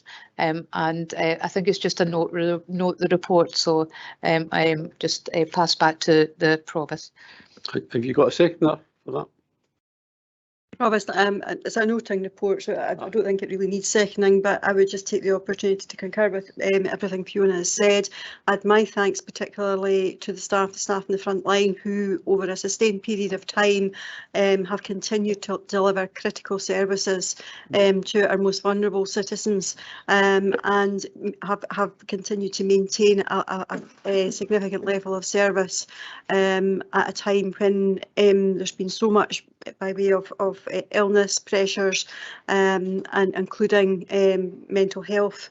But the leadership within the IGIB has been commendable, and as we go into our most severe winter period, I wish all our staff very well, and the leadership team as well, and helping guide us through, which is going to be a difficult time. And as Fiona said, and I already intimated previously, I'm really pleased to see that we are getting the transfer of primary care services into that integrated environment, and that will allow that much more strategic planning going forward. So my best wishes to all of the team, and thank Patricia for the report. Thanks, Councillor Meikle-John. Councillor Hannah. Thank you, Provost. I would like to, at this stage, just to almost echo what has been said in terms of support for the leadership and for the staff. It's been a long 3 years for everyone concerned in health and social care, and the work that has been done has been absolutely phenomenal to deliver services under the most difficult circumstances. But better than that, the leadership of under Patricia and Martin's leadership, we are seeing some significant improvements and expansions and greater integration of the Integration Joint Board.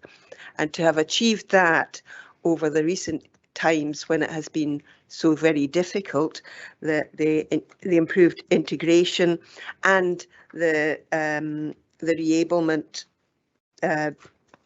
beds, I'm absolutely gobsmacked with admiration for what has been done. So thanks to all who have done that, and our thoughts will be with you over this very difficult winter that's coming. Thanks, Councillor Hannah. Councillor Kerr. No amendments, Provost. Okay. Councillor Spears. We have no amendments, but I do have a question. So we'll now open up for discussion and any questions. Councillor Spears. Can I take you to page 189, integration arrangements for Forth Valley-wide health services.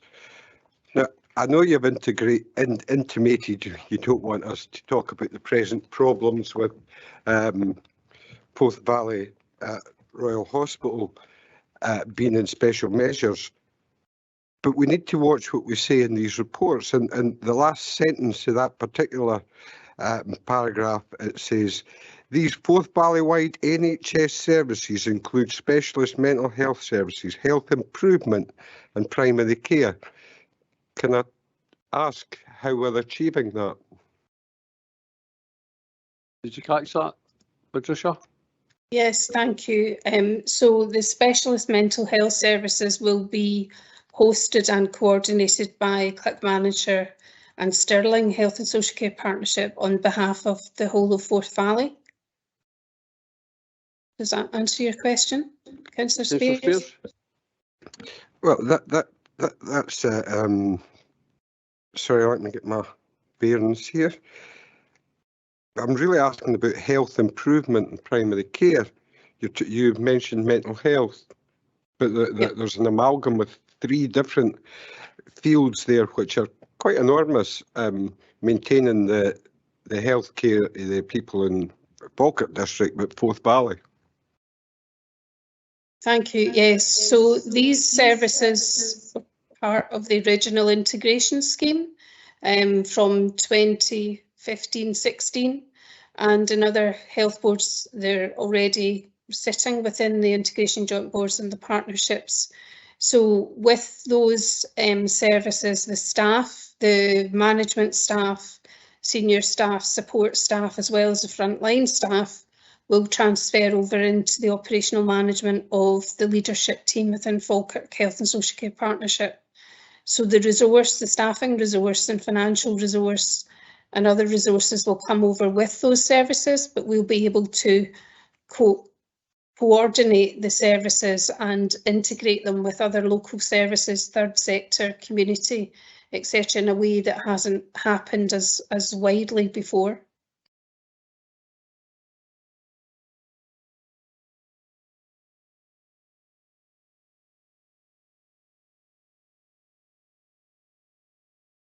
Sorry, Councillor Spears, I can't hear you.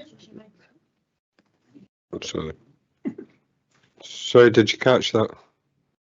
Sorry, no, I didn't. I couldn't hear No, okay, you. I'll Could you repeat repeat it? My second question is regarding Cunningham House. As an elected member from Grangemouth, it's a place very close to my heart. And could you elaborate on exactly what's going to be happening in Cunningham House? Yep, the Cunningham House is going to become a rehabilitation centre where people will be able to go for more intensive rehabilitation with regular physio and occupational therapy and other supports for a period of time to recuperate and then hopefully to return to their own homes. So there are 4 separate wings in Cunningham House. So the plan would be that as space becomes available, until one wing is clear, we will continue running it as it is. There'll be no disruption to the current care and arrangements for the current residents. But as a wing becomes available, we will then introduce that rehab facility and residents who require that rehab input. So that is the way that we will introduce it. We've done quite extensive consultation with the current residents, their families, stakeholders and other people within that locality, and we've had by and large very positive feedback from them. Thank you. Okay, thank you. Good. Councillor Kerr. Thanks, Prof. Just a quick question. What situation are we with adaptations for people getting out back to their homes? Tricia.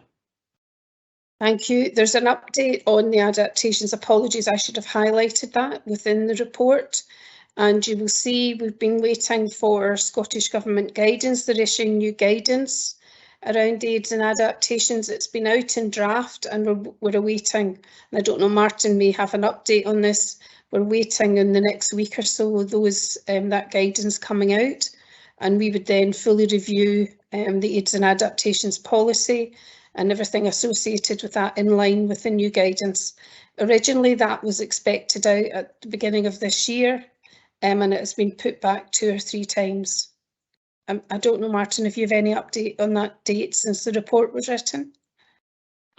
Right, no, Patricia. They're still aiming to get out to us before Christmas, was the last I'd heard, so they've only got a few days left.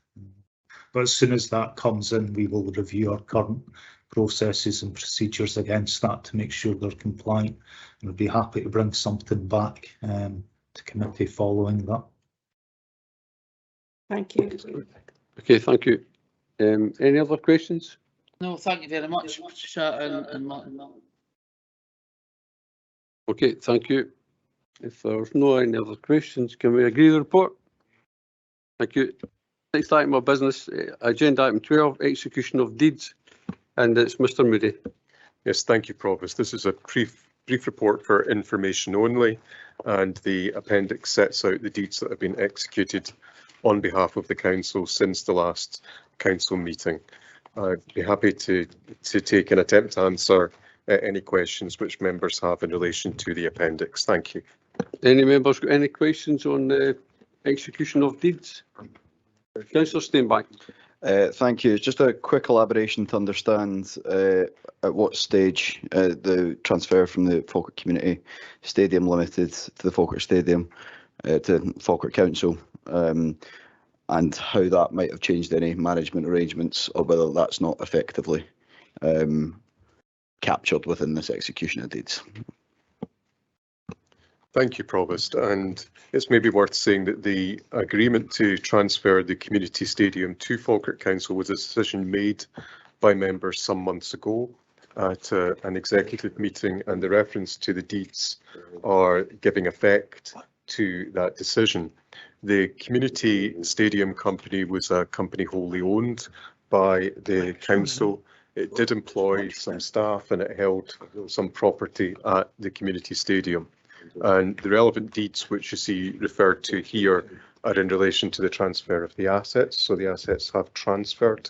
So the ownership of the property is now with the council, and indeed the staff of Falkirk Community Stadium have transferred to Falkirk Council as well, though that's not in effect given effect to in any of the deeds referred to here. Thank you, Colin. Okay. No, Councillor McCabe. Yeah, just to follow up on Councillor Steinbach's question there. Is there any budget implications regarding the transfer of the stadium, Colin? I suppose one of those will be that the council will effectively own the portions of the stadium that were owned by the Falkirk Community Stadium Limited, and that has a financial impact both in terms of the income, which was taken by the community stadium company coming to the council, but as always with owning property, there may also be liabilities come with that too, in terms of maintenance or any improvements which need to be made. On the details of that, I think we'd need to refer back to the original report on the transfer, but I'm happy to look that report out and pass a copy to you. Councillor Nimmo. Yeah, thanks, Provost. Just on the back of the previous two questions, Colin, can you maybe just highlight for my own benefit, what don't we own at the Falkirk Stadium? I think there are portions of the stadium which are owned by the football club. So as I recall and understand, that may be some of the stand areas and also the pitch, but the main stand is now owned by the council, and I think the car parking area in front of that. So there's still a mixed ownership across the whole stadium footprint, but it has shifted as a result of this transfer. Okay, thanks for that, Colin. Okay, we'll take a 15-minute comfort break and we'll come back and finish off with the motions and the private item.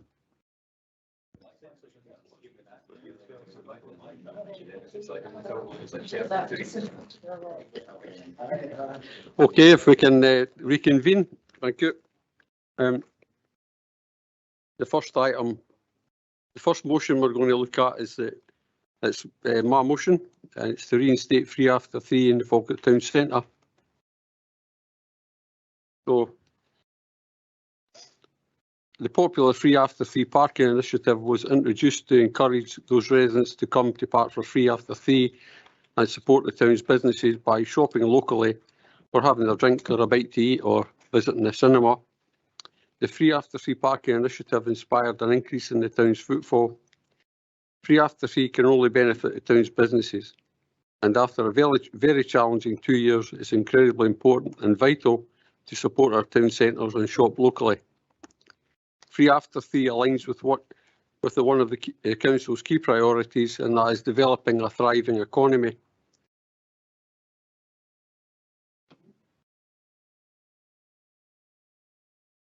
It was, in my view, a retrograde step removing free after fee earlier this year, and I'm sure local businesses will see footfall increase and the economy grow if council agrees to reinstate it. Yes, it will mean a small increase in the budget gap next year, but I'm sure this is manageable, and economic growth locally will be the cost benefit we seek. I'm sure we all agree we want to support the high street, particularly at this time of year.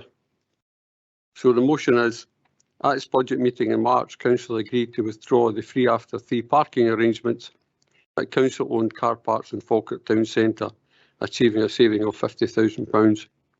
Council recognises that this was an error which has had a detrimental effect on the town centre that is not justified by the small saving achieved. The Council agreed in its plan that one of its 3 priorities was a thriving economy. Maintaining this cut is not consistent with that priority. Council accordingly resolves to restore the free after 3 provision in Falkirk Town Centre with immediate effect, with income loss estimated 20k met from this financial year reserves. Council also agrees that the budget for this provision should be reinstated for future financial years, and I formally move the motion, and I believe Councillor Steenbank is going to second the motion. Yeah, happy to second, Provost. 3 after 3, as you've illustrated, I think could be a real driving part of our strategy to help stimulate our town centres. I definitely individually know this as somebody who worked in the town centre when it got reduced, not knowing anything about it and accidentally leaving my car there for the additional 2.5 hours. I would say that, as you have said, it's well known about a survey taken when this was taken away and extended, I believe, till 5:30 in the evening in most car parks. 98% of survey recipients knew about the scheme, and its reinstatement could again stimulate that public uptake in the town centre between those 2.5 hours currently, where they would otherwise have to pay for the service. I think another part that perhaps was not mentioned there is that this would cut down the expense of working in the town centre as well. Known from my value as a minimum wage worker, when I did work in the town centre, it was easier to park your car there, and especially considering Councillor Kelly's unanimously passed motion at the previous council meeting, we should be facilitating hospitality and retail staff to be able to work in our town centre and make it a more attractive option. As well as that survey where 98% of people in Falkirk had heard of it, when surveyed, 76% of them had utilised it more than 20 times. I would definitely factor myself as one of those people, because as well as somebody who worked in there, I occasionally indulge in the town centre hospitality scheme and also enjoy an early Sunday morning walk. So leaving your car there when you live in other parts of the district can be quite a productive aspect, and managing to extend the hours in which people can update that business and dwell would be crucial. It's crucial, I think, as a council, that we understand how businesses do manage to attract, especially in our town centres, during peak business periods, and that we get a handle on the parking in the town centre. I appreciate the benefit of payments for short stay and for short stays and for small businesses, we definitely need to offer something that would be attractive for people to dwell in our town centre and use more than one business and take advantage of everything our town has to offer. We are facing a tough economy, and the small businesses are definitely feeling that, with a 34% reduction in Falkirk Town Centre footfall compared to this time last year. With the aforementioned survey, 93% of businesses felt the removal of this provision would have an adverse impact, and I think that we need to acknowledge that as the strategic priority of supporting businesses and supporting our local economy is utterly crucial, that we show that we are taking action now, both in the short term and in the long term. As I previously said in a question on a previous item, monitoring statistics of how many vehicles have reduced in the parking in the town centre and how we approach this and how we motivate our decisions should be evidence-based. And clearly, monitoring in consultation with businesses has led to the conclusion that freeing up parking space in our town centres would be valuable. So happy to second the motion. Thanks very much, Councillor Steenbank. Councillor Meiklejohn, do you have an amendment? I'm going to defer to my portfolio holder. Councillor Garner. Thank you, Provost. And I'm going to talk in direct towards Councillor Steenbank there and yourself. In March 2022, Council agreed to remove the free after 3 parking arrangements in Falkirk Town Centre. The modest cost of between £1.60 and £2.10 for the 2 hours until 5 p.m. does not deter drivers in a significant way. The local evidence of this is based on year-to-date figures, which predict the council will generate £65,000 of income from the reintroduction of the parking charges after 3 p.m, £15,000 more than anticipated. This clearly suggests that the car park occupancy in Falkirk after 3 p.m is strong and that people are still coming into the town centre. This position aligns with research undertaken by the British Parking Association, which found that there was no conclusive evidence to demonstrate that parking tariffs influence the decline in shopping locations across the UK. We fully respect the views of Falkirk retailers, particularly as they struggle with online competition, rising energy costs, the ease and convenience of the nearby Falkirk Central Retail Park, and the fact that the town centre is in need of regeneration. However, the link with the free after 3 p.m. parking scheme is not evidenced. It is important to highlight at this point the significant efforts the council is doing to support the town centre. As the information bulletin at this meeting highlights, several regeneration projects and initiatives are currently being progressed in support of regeneration and recovery of the High Street. These include shorter-term actions to boost recovery, as well as larger, longer-term projects linked to the Scottish Government's £2.7 million Town Centre Capital Fund. These include a repurposing of units in the High Street to aid the provision of town centre alignment, residential, public realm improvements in Newmarket Street and Lint Riggs worth £1 million. Support to Falkirk Towns Limited to deliver environmental and business support to Falkirk and district town centres worth £275,000. The introduction of public Wi-Fi to town centre worth £30,000. A parcel luggage locker to support tourism and trading opportunities worth £20,000. Footfall centres to provide robust data on who, when and how long visitors use the town centre and supports evaluation of interventions and initiatives worth £16,000. Feasibility work to scope, survey and identify a potential future scheme and support application processes for heritage in place programmes. Grants for heritage worth £25,000. And beyond this, we have the growth deal, £20.75 million of funding for a Falkirk Central Sustainable Transport Hub and the Falkirk to Grangemouth Greener Corridor, and a commitment to locate the new £45 million Falkirk Town Hall project in the High Street location to support regeneration and growth. I hope this summary has illustrated the fact that Council continues to provide valuable support and ambition for Falkirk Town Centre, and that this work will have a far greater impact on its success than anecdotal views linked to the free after 3 parking scheme at a time when council car parks near the High Street are actually busier than expected. Thank you, Provost. Okay, thanks, Councillor Garner. Do you have a seconder?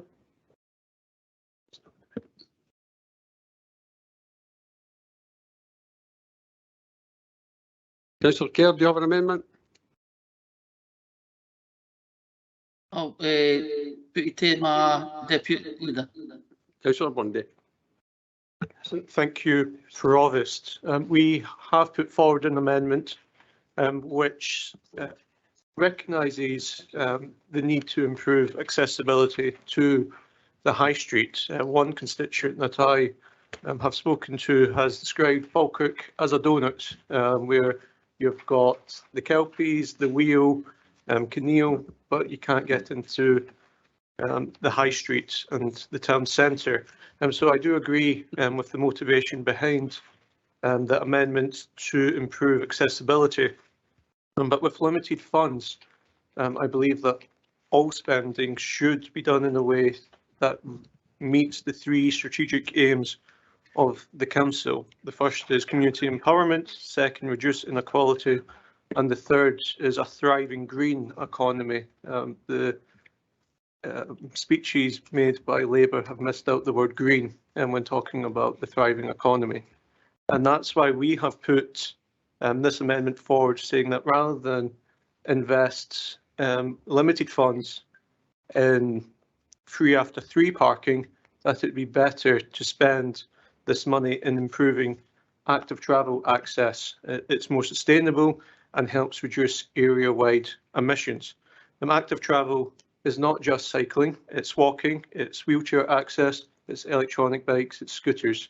And we are putting this amendment forward to ask officers to look at all these different forms of active travel and how we can do this with limited funds to improve accessibility, not just for now, but in the future. Thank you. Thank you. And do you have a seconder, Councillor Bundy? Happy to second the right to reply. Okay, thank you. Councillor Spears, do you have an amendment? We don't have an amendment. We'll be backing the Labour amendment, but we do have questions. Okay, thank you. And we'll just open up for discussion if anybody's got any questions. Councillor Spears. Thank you. Christmas is not just Christmas Day, especially for town centre traders.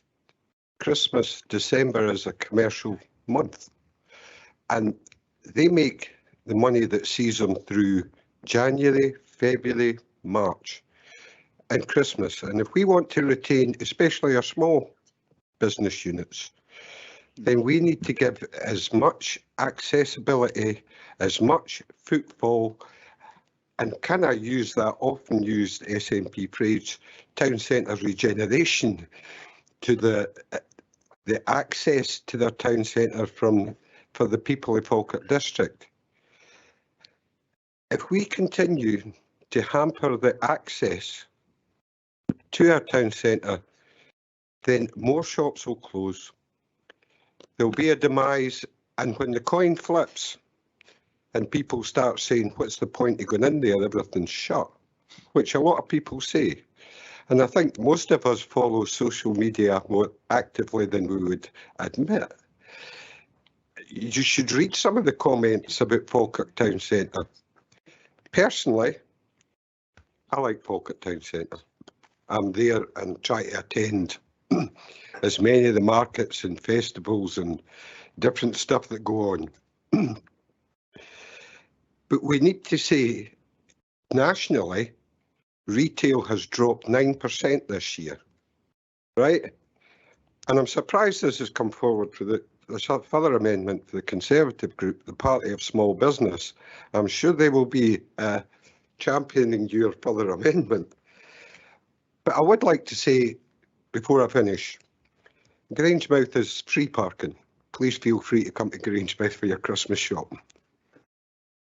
Thanks, Councillor Spears. Any other? Councillor Meikle-John. Thank you, Provost. I would just like to refer to the budget report on page 89, where it clearly says the council should be extremely cautious about agreeing to any new financial commitments. We have a 69 or a 67 million pound gap that we still have to meet, and I think it's the wrong time to be committing to additional spend that we may have to reverse come the budget.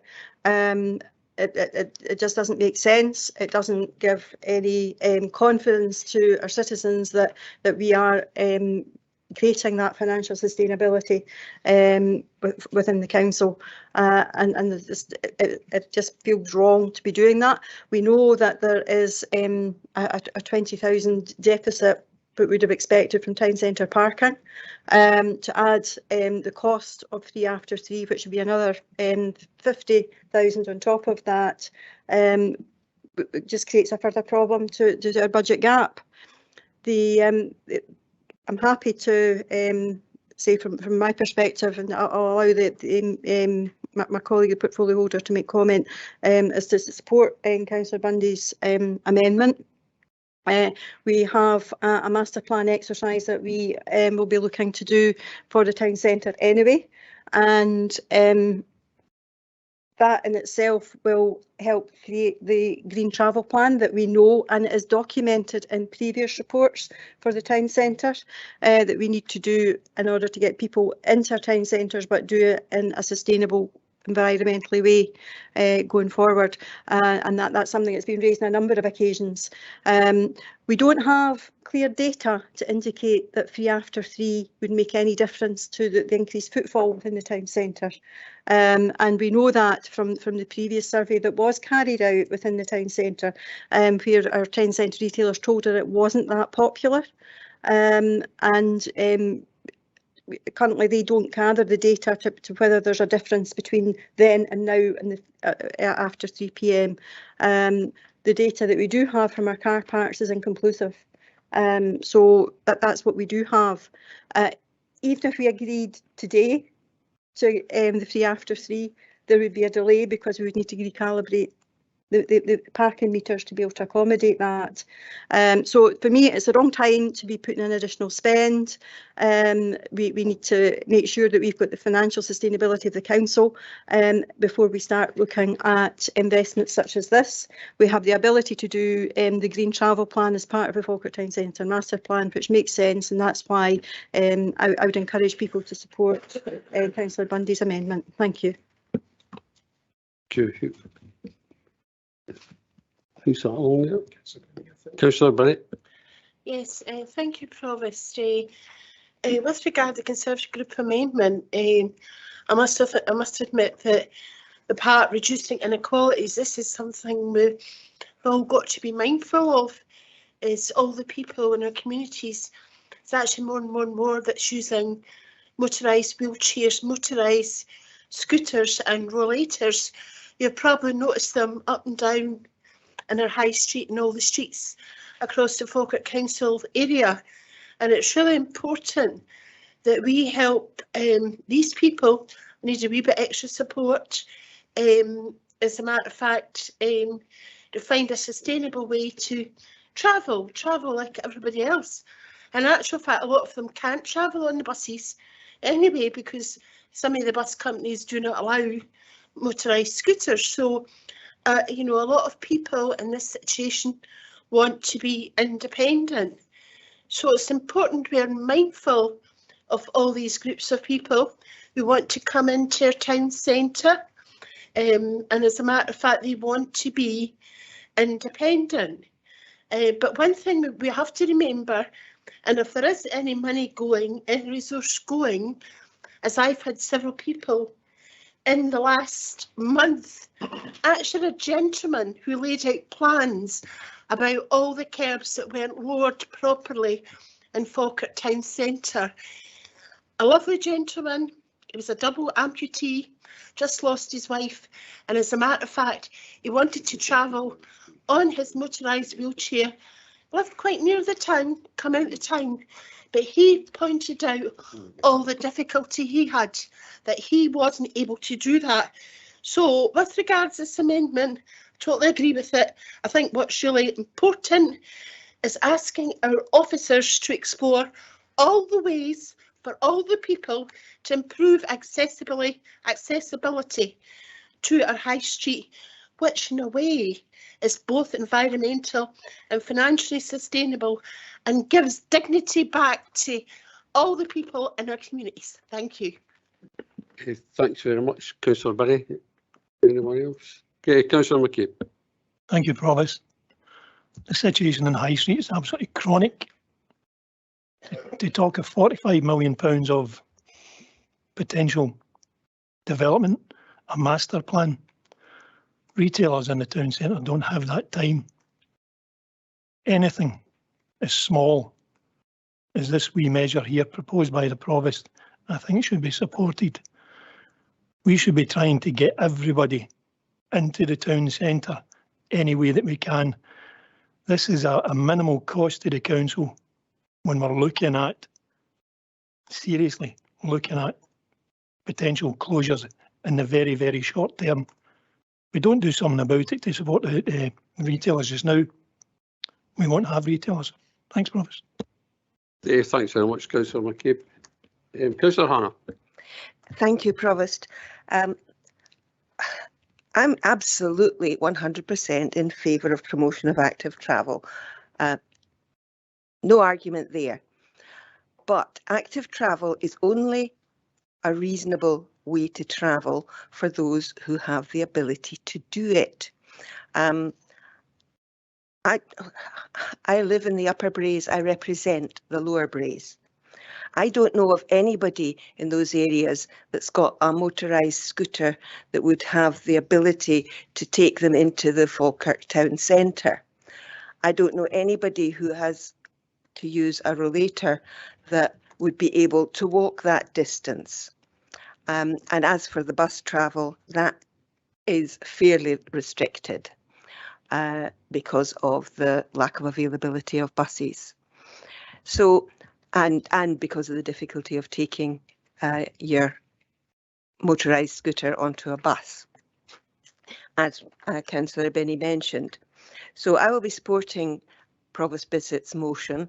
And again, I do that not because I am against active travel, but because I think we need to look at ways to enable everybody to use the facilities that are available to them.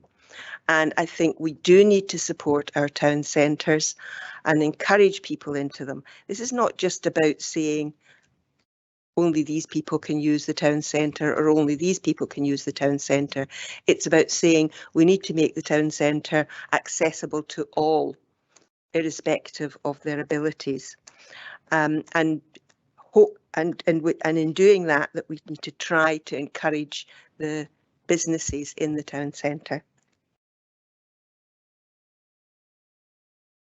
Thanks, Councillor Hannah. Well, if there's nobody else, I'll kind of sum up a wee bit. Provost. Good. Oh, yourself, Councillor Sinclair. Yeah, so thanks for that, Provost. Earlier on in the meeting today, we heard the budget report. And one of the points of the budget report is a very stark warning about spending further resource that's very, very precious to frontline services here in the council that we deploy. Is there any suggestion as to where that additional money would be found, given that the pressure on reserves are stark as well as the pressure on resources? Thank you. Thanks very much, Councillor Sinclair. Certainly for this year, it will come out of reserves, and for this year's reserves, and next year it would be mainstreamed into the budget, which I think is a minimal amount. I really do. I don't think it's going to break the bank, and I think that it's something that we should all really be supporting. So, if you don't mind, I'll just sort of sum up. Sorry, Councillor Bowes. Thank you.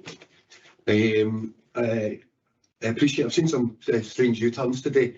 The Labour Party seem to have walked away for their green credentials, which they've put pretty strongly on the table so far since they've come in, and they want to encourage more cars to come into the town centre. I've seen people now want to go against something they voted for but 6 months ago. But do you know the most important thing, and they're talking about the budget deficit here. If you're talking, Paul would say there's 65,000. Brought in from this office, even going to £50,000. That's 2 people's jobs. For what? So that people don't have to pay £1.60 or £2 to park for a couple of hours. I don't think that's worth 2 people's jobs. And that's all I need to say about it. And I know which way I'll be voting. Thanks very much, Councillor Bounds. Councillor Murtagh. Yeah, thanks, Provost. I think for me, part of it is that, you know, and we've heard from colleagues on all sides, that we have to do things which are actually going to make an impact in terms of the situation which we're in now. And it might, sorry, I'm getting a really bad echo here. It might seem, and I understand the intention behind what is proposed, but when, and Councillor Gardner referred to it in his contribution, the data does not indicate that that is what's going to be borne out. And as Councillor Bouse just came in, there are other consequences which it could have also.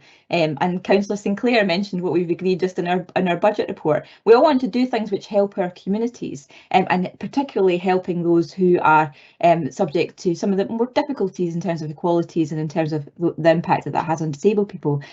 But I think that, you know, given that there's going to be a delay in it being able to be implemented, the data doesn't stack up that it will actually help. But what it will definitely do is it will impact on our reserves and in our ability to use the maximum amount of considered, you know, when we're looking at the evidence of how we use our money at council to get the greatest impact for those who are in greatest need. And this proposal doesn't demonstrate that. It doesn't demonstrate base value. It does something which says, here's a nice thing which we would like to do, and I you know, don't disagree with that, but it doesn't actually achieve that. But what it will do is harm other efforts, and whether that's through employment or what we're able to do in the budget considerations and how we're going to spend our money. That's something which we've been criticised for through the best value reports, you know, in terms of the way that we make decisions. So we can't put things back on the table when it's going to have an impact further down. So I do think we have to be really careful about how we're proposing things and the impacts that that's going to have. And I would say as well that sometimes things get brought into debate. There are a lot of things that are brought in early in the day, and when you talk about the impact on disabled people and somebody with a mobility restriction myself, there are other ways in which, yes, I agree that sometimes there are difficulties in sometimes getting on buses, etc. But if you're saying that means that they're going to have to be going into a car to park in that in the car park in the town centre, there are some, not all, but there are some places where disabled parking, as I understand it, is free in access points, which make it easier to then access. So I think that has to be borne in mind, where we don't we don't create a reason without actually looking at the facts behind that and the evidence behind that. So I just wanted to make that contribution, that I understand why it's laudable, but it's not going to help and it's going to make things worse overall for us. Thanks very much, Councillor Murtagh. Councillor Redmond. Thanks, Provost. Just going on, we're talking about it could cost 2 jobs. So I was just kind of wondering if people are discouraged from using the high street, how many jobs does that cost? If people say, well, I've got free parking at the retail park, I'll go there. I could go to Cumbernauld, there's free parking there. If that discourages people for using the high street, how many jobs could that cost? We talk about we're running away from our green credentials. Highly disagree with that. We want to see a just transition towards reaching net zero. That doesn't mean, we're just going to ban cars for the town centre at the detriment of businesses. We want cars to come in and use it. More and more cars are becoming electric now, so the emissions for cars isn't going to be as much of a factor going forward as it is now. We heard saying we don't have clear data if this would work. So if you don't have clear data that it would work, how do you have clear data that it won't work? And then we had other talking about, there's no money for this, but we've got money for free Wi-Fi in the town centre or some sort of funding. If you can't get in and park in the town centre, what use is free Wi-Fi? So really, I'll be back in the Labour motion because I think it's going to be good for our town centre. I think it's going to help bring people in and spend their money. Thank you, Provost. Thanks very much, Councillor Redmond. Councillor Cawley. Yeah, just very briefly, I mean, from my colleague Councillor Gardner, the data does not indicate that it would work. So I think the data that it would work seems to be just anecdotal. But I actually wanted to make a point of clarification. We're talking about disabled people and disabled people with a blue badge park for free anyway. So I think it's important to note that and not get the debate mixed up on that particular point. Okay, thanks very much. It's been an interesting debate for what I thought was a fairly straightforward motion. I think we all agree we want to support the high street in any way we can, and there are numerous ways in which we can do that. And I feel that this is, while we're waiting for other ones to come along, this is one that we could have implemented now to help the high street and certainly let the businesses see that we're keen to support them. And the evidence for me is that it certainly worked in the past, and I really don't think we should have taken it out in the last budget. I think Councillor Bowes made the point that we're bringing a bit of green credentials and bringing more cars into the town centre, but if we're going to put an arts and HQ or civic accommodation in the high street, is that not an argument for no putting it there then, if that's what Councillor Bowes said? So I take his point. We are trying to get to net zero and every little helps, but in this case I think every little does help the high street, the retailers, and I think we've really got to. And it's a good point that Councillor Redmond made about what jobs might have been lost because we've actually taken this away. So that's basically all I've got to say, I think. So we'll now go to the vote. Yes, thank you, Provost. And the motion is as set out on the agenda, and it's moved by you and seconded by Councillor Steenbank, against which there is an amendment moved by Councillor Bundy and seconded by Councillor Kerr, which has been circulated. Provost Bissett. Motion. Deputy Provost Balfour. Amendment. Councillor Aitchison. Motion. Councillor Anslow. Motion. Councillor Binney. Amendment. Councillor Bowes. Amendment. I don't think Councillor Brown has been able to join the call this afternoon. Just to check. No. Councillor Bundy. Amendment. Councillor Colley. Amendment. Councillor Deacon. Amendment. Councillor Devine. Amendment. Councillor Flynn. Amendment. Councillor Forrest. Amendment. Councillor Garner. The amendment. Councillor Hannah. Motion. Councillor Kelly. Motion. Councillor Kerr. The amendment. Councillor McCabe. Motion. Councillor Meikle-John. The amendment. Councillor Murtagh. The amendment. Councillor Nimmo. Motion. Councillor Patterson. The motion. Councillor Patrick. Amendment. Councillor Redmond. Motion. Councillor Ritchie.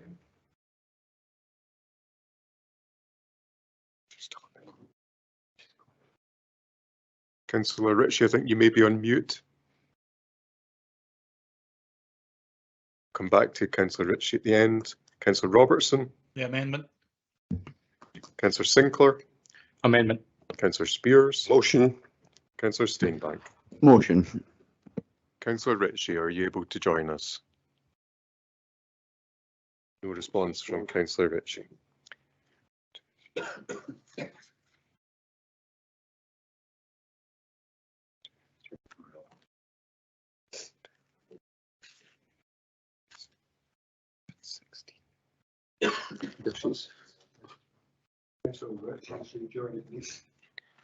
Councillor Ritchie, we were unable to take your vote there, so I wonder if you're able to indicate it now. Motion, sorry, I lost contact through Wi-Fi. Thank you. The motion, no. Okay, Provost, taking that into account, there are 12 votes for the motion, there are 16 votes for the amendment, and the amendment is carried. Thanks very much, Mr Moody. The next item on the agenda is 13B, reopening of public toilets, and it's Councillor Nimmo. Yep, thanks very much, Provost. Now, in bringing this motion forward, Labour is trying to protect and promote the Grangemouth Town Centre along with Falkirk and Bo'ness Town Centres as well, and obviously the businesses that are there. We're in the middle of a cost of living crisis, which has been highlighted significant amount of times today during the meeting, and the town centre businesses are suffering. We can't ignore this. We need to encourage as much footfall into our town centres as possible and do all we can to try and help promote them. In the past, this council has made a big play in respect of protecting our town centres. Now, Falkirk was maybe the lead in respect to this, but Grangemouth and Bo'ness are also towns and they need the same respect paid to them as well. And yet in the SNP's previous budget, this provision was cut, and Labour at the time quite rightly voted against this cut because they saw problems coming down the road in the future. Now, I, like other members, have been dealing with a large number of complaints, not just from shoppers, but from taxi drivers, and in my case, the Grangemouth public in general. I made a big play during the council election campaign regarding the closure of the public toilets in Grangemouth, and just about every member of the public that I spoke to supported the reopening of the public toilets because they saw that as helping the town centre, which I totally agree with. Now, we're not, again, like the previous motion, we're not talking about significant amounts of money to reopen the facilities, so let's use a bit of common sense and support this motion and the public.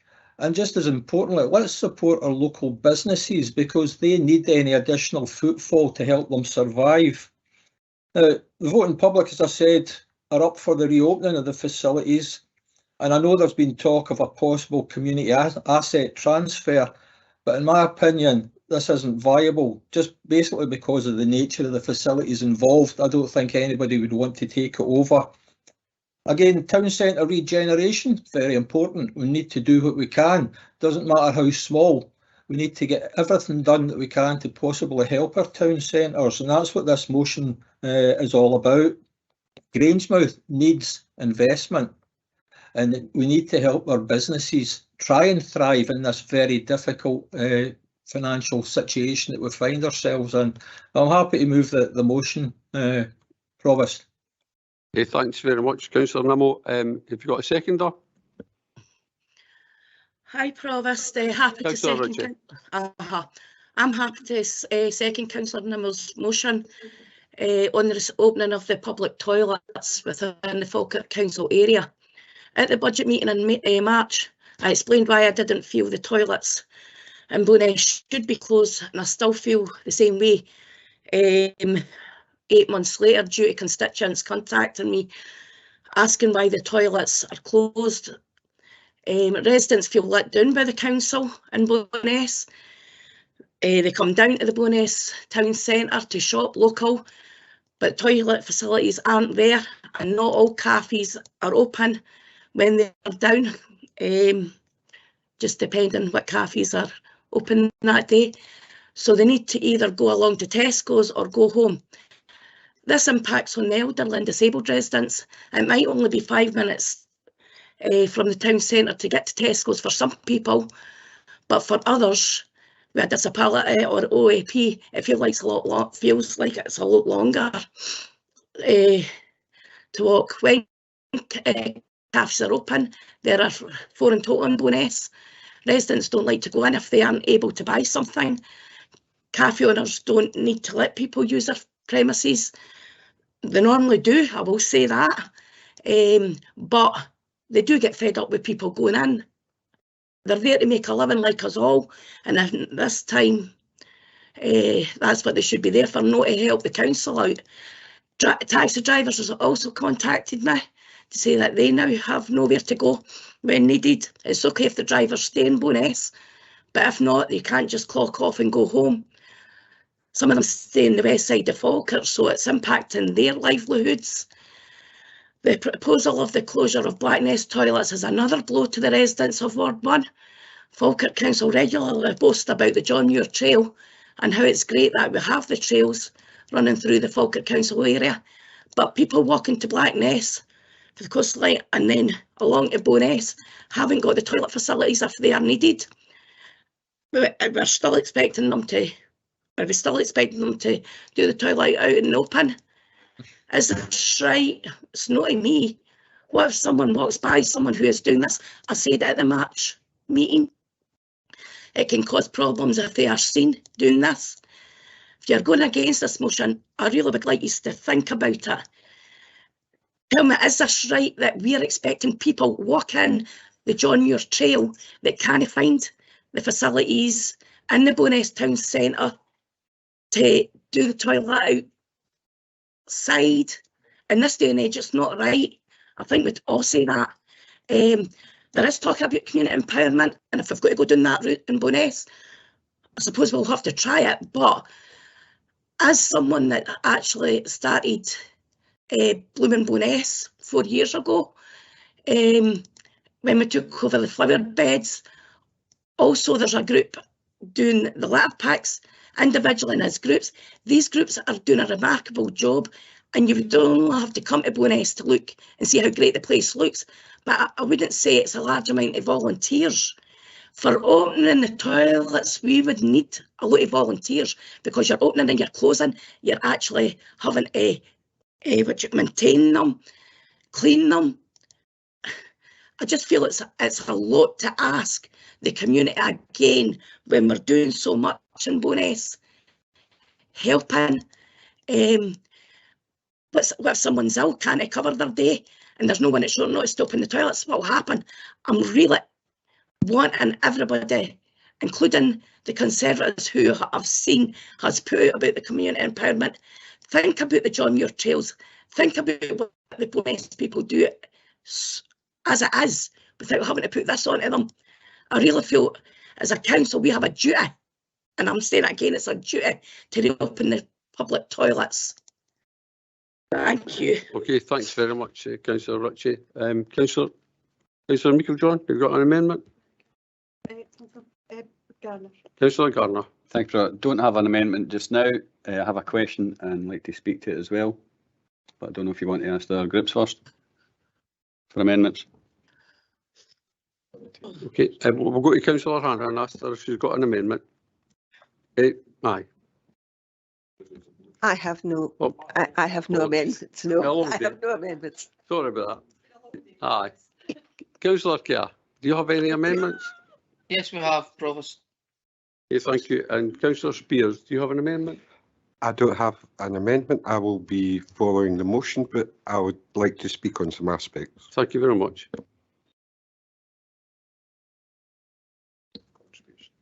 Okay, Councillor Kerr, do you want to move your amendment? Yeah, thank Provost. And we'll take on board what Councillor Nimmo and Councillor Ritchie says, and they're very passionate about. I'm getting a background echo, Provost. I know they're very passionate about the motion. Once again, as in the previous motion, the monetary position that the council is in, that whatever money goes towards these toilets,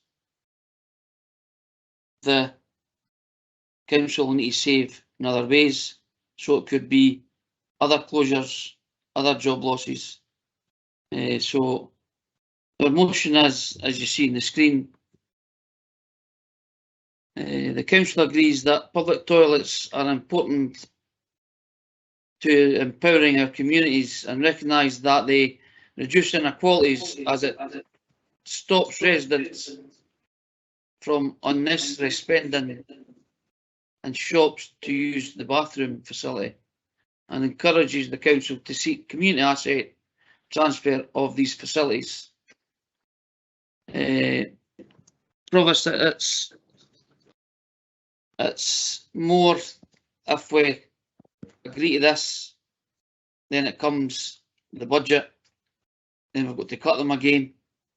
It just makes it look not so great for the council.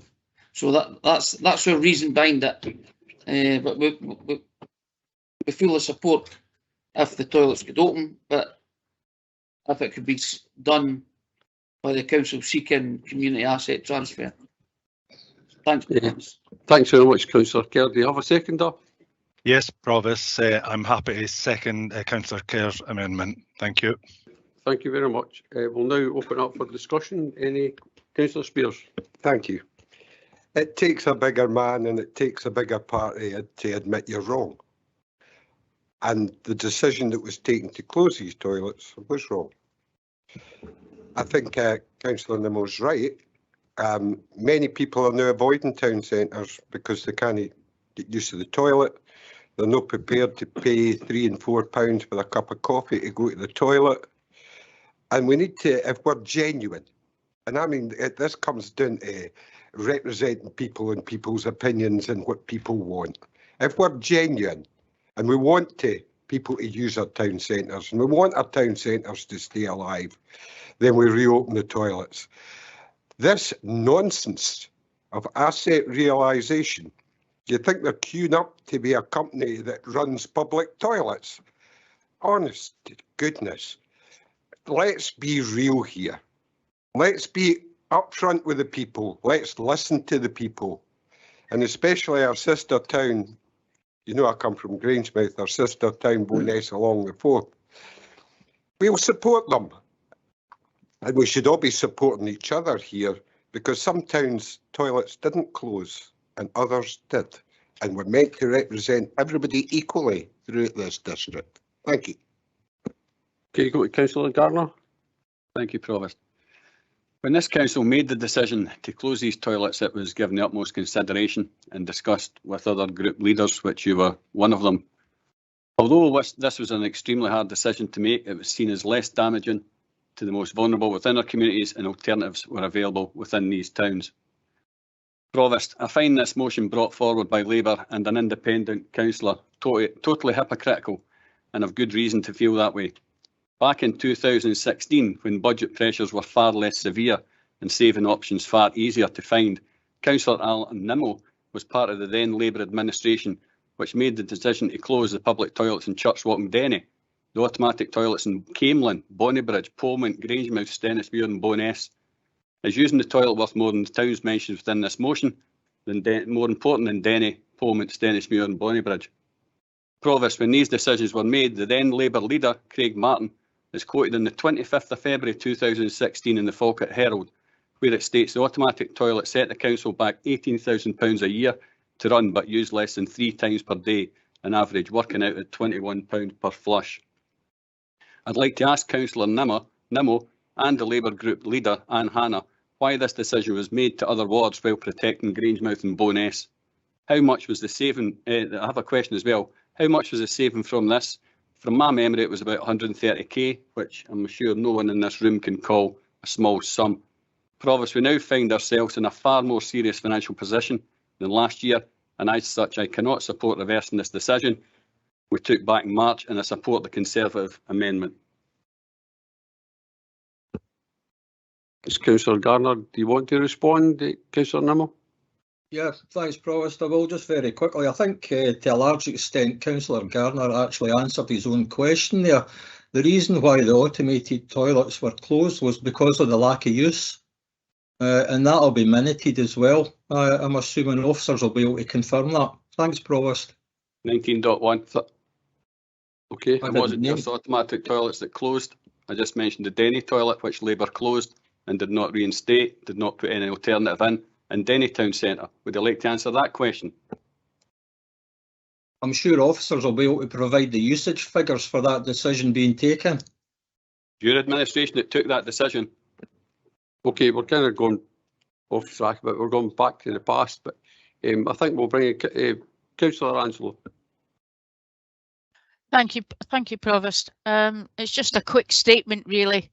I've been listening to both sides of the argument. I've been listening to discussions on disabilities, inequalities, and I've got to say, as someone who is a very long-standing and award-winning equalities rep, I find this appalling and a victimisation of those of us who are disabled and elderly. There's a lot of people out there with hidden disabilities that need to use these, and without those facilities they will not come into Falkirk. So again, you are barring Falkirk to certain groups of our community. Okay, thanks, Councillor Angelo. Councillor Aitchison, then Councillor Hannah. Thanks, Provost. We did hear about automatic toilets being closed. There was 2 automatic toilets closed in Bo'ness as well. I will add to the list that wasn't mentioned. No, I added that in the list, sorry. It wasn't mentioned, but we are talking about public toilets, not automated ones, whatever else. For a place like Bo'ness, they were absolutely fundamental for attracting tourists and visitors to the town. I think Councillor Ritchie's 100% correct, and people coming for the John Muir Way, where there's very to Lioness and to Bo'ness, with perhaps usually facilities. Go to the town centre. These people aren't coming now because of the facilities, and even if the Blackness ones, as has been proposed, actually be closed, that'll make it even worse. I've had numerous people, I don't know if Councillor Ritchie's had one as well, visitors to the town where they have basically tried to get in the toilets and with their radar key they've been closed, and basically people are having to go and people are uncomfortable to stay, and that's all along the winter. I've had people doing home visits in Bo'ness who have said they've stopped going to visit to shop down in Bo'ness simply because the public toilets, there's individuals with diverticulitis, such like, have stopped going down to the town centre simply because they have no place to go. It's absolutely a ridiculous decision that was made. We talk about community asset transfer. Which group in their right mind is going to on a public toilet? No, there's not a lot of money going to be generated from a public toilet. These groups will have to provide for maintenance, provide public liability insurance, pay for the utilities, for hygiene products, for cleaning of the premises, whatever else. It's nonsensical and would be feasible. Yeah, I'll certainly be supporting the motion for the people of Bowness, Grangemouth and indeed Falkirk. Thanks very much, Councillor Reach and Councillor Hannah. Thank you, Provost. I'm slightly bemused at being asked to explain a decision that was made by a previous Labour administration of which I was not a part. And I'm kind of disappointed in the sort of personal nature of some of the attacks there. In terms of this motion and bringing us up to date to today's motion, we're talking about today's motion and the situation we are in today. I totally support Councillor Anslow and her point about the problems that there are for people with disabilities and people who are older. I would add to that, the lack of toilet facilities can be disproportionately difficult for women, in particular when they're pregnant.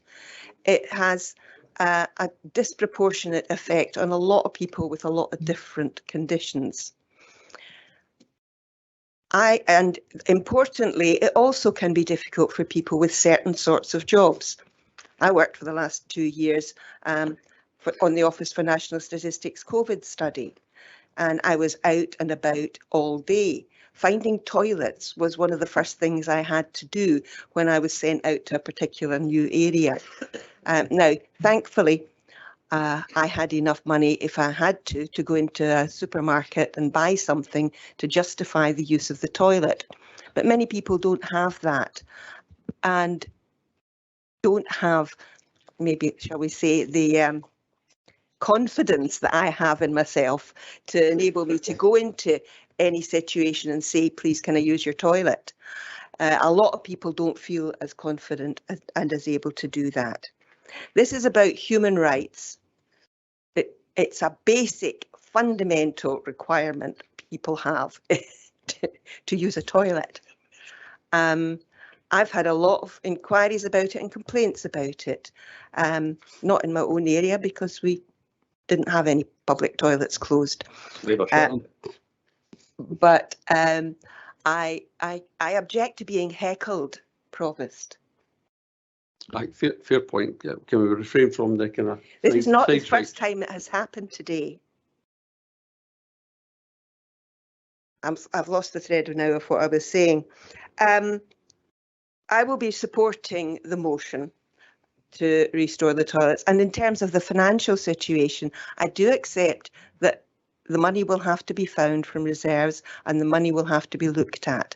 And yes, it's difficult. Yes, we're in a difficult financial situation. But when we're talking about a basic fundamental need that people have, I think we have to meet that requirement. Okay, thanks very much, Councillor Hannah. We'll go to Councillor Murtagh, then Councillor Meikle-John. Thanks, Provost. So, and apologies in advance to Councillor Hannah here if I refer to a previous council that she wasn't a part, but we're only going back to last year, in the budget last year, to which this particular report refers. So I think it's relevant because, you know, it's one thing to say, okay, the wrong decision was made in their opinion, but as I recall, an alternative to pass a budget and take that money to restore the public toilets wasn't proposed to come out of reserves at that time. There was no alternative budget proposed. We have to balance our budget and we have to look at what is going to be the best for communities overall, and what is going to be the best for the most vulnerable overall as well. And I think that this is a difficulty where, you know, we could just do that with every difficult decision where, you know, we were saying, well, now we just take out reserves 6 months later. We can't operate like that. And I would say, and I have great sympathy, you know, I know that it is difficult to talk about going to the toilet, although I think that a lot of the campaigns which actually we run and that we're trying to run to encourage people to go outdoors is to try and remove some of that stigma, to remove stigma about talking about if you need to go, you need to go. If you know, we've come a long way in talking about these things. I live in a ward which is wonderfully beautiful, and you should come and walk in the great outdoors here in all weathers. There are no public toilets though. There are ways that we are, you know, if I'm in Stennismuir Town Centre, there are plenty of places that I know I can go. Also, if I'm in the great outdoors, even as somebody who doesn't often always join you in live meetings because I have a disability to which that relates, and I don't feel embarrassed to say that. You know, there are ways of getting around that, and we should be able to, you know, without losing people's dignity, refer to, you know, if we say we're going to have to fund a public toilet in every space at every juncture, nobody would ever go out, believe me, and we can't just say it's these 3 towns and we're not going to reinstate them in other places. And we have to be pragmatic about this. We have to weigh it against different, you know, against each decision that we've got to make. Councillor Nimmo referred to when these decisions will have been made, it will have been looked at by officers and usage figures have been produced. Well, that's what happened previously also, and we looked at the case of everything overall. And I think that in an ideal world, we wouldn't want to close any public toilets in that sense. We have to look at where that money can be best used, not just for our communities, not just for our town centres, but also for people with conditions where, you know, with disabilities.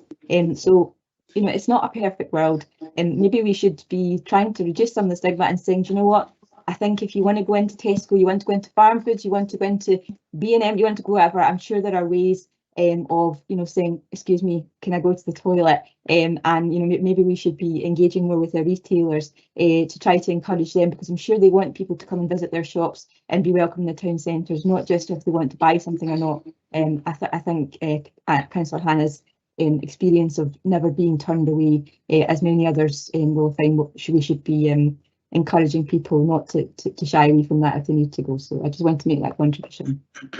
Thanks very much, Councillor Murtagh. Councillor Meikle-John, then Councillor Colley.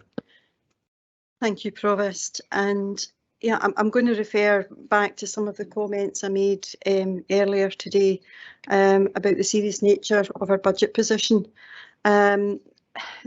We do have a real challenge on our hands, and having just reflected on the debates today, had we taken all of the amendments from the Labour group to date, there would have been 300,000 of recurring funding taken from reserves. We have been highly criticised from their best value audit for not taking difficult decisions, for continually pilfering the reserves, and that's got us into the difficulties that we are in today. Nobody actually seriously wanted to close the public toilets, but the alternative that was much worse, and that's the realms that we're into right now. So my challenge is, where are you going to take the money from? Where are the cuts going to be made in order to be able to continue to fund this? Because we cannot have these motions coming forward without the alternative, and it's not acceptable to just say it's going to be taken from reserves, considering the serious nature of our budget position. So I think I'll go back to some people aren't necessarily taking things seriously if we're bringing forward motions at this time. That's why I think Councillor Councillor Kerr on this occasion's motion is the right way to go. There are people who are interested in taking on. Who are we to say it's not going to work? We should be supporting them to develop that business plan that makes that sustainable going forward, and that's part of our SPR. That's the direction of travel, and there's people that are sitting in this room that have just talked themselves out of a decision that they were part of last time. So I think that, you know, that's a bit hypocritical of them. So I think Councillor Kerr's motion is the right way to go at this time. We should not be going back and reversing budget decisions from last year when we have such a serious challenge before us. Thank you, Provost. Thanks, Councillor Michael-John. Councillor Colley. Yeah, probably continuing on that theme. But first of all, I'd like to say that that idea that communities won't consider community asset transfer of toilets is not necessarily correct. There are community toilets from Arisaig to Penzance. There are community groups who have taken them over. And I think, you know, as part of the Conservative group amendment, you know, perhaps we can start reaching out to them and find out how they did it and how they've managed to support it. Because if Kinlochleven can do it, then I think areas across Falkirk District can do it as well. But I think, you know, more than anything, it's around £150,000 per annum. That's 600,000 over 4 years. I mean, in this coming year alone, we've still got a remaining gap of £18.1 million to find. And you know, like everybody here, I'd love to keep everything open. I would love to. But if I've got a choice between spending £150,000 on toilets or £150,000 that hopefully we can put into tackling poverty, I know where I choose. And we need to not be trying to make additional spending commitments now. We can consider them in the budget, but we shouldn't be thinking about them now. We should be thinking about how we balance the books and how we make the decisions that we need to make, and we prioritise the expenditure that we have. And it may be, as we go into the budget, when we look at it, that we can consider that. But the fact is, at the moment, we can't take out a reserve and put recurring costs on when we have a remaining gap, one we still to fill, of £18.1 million.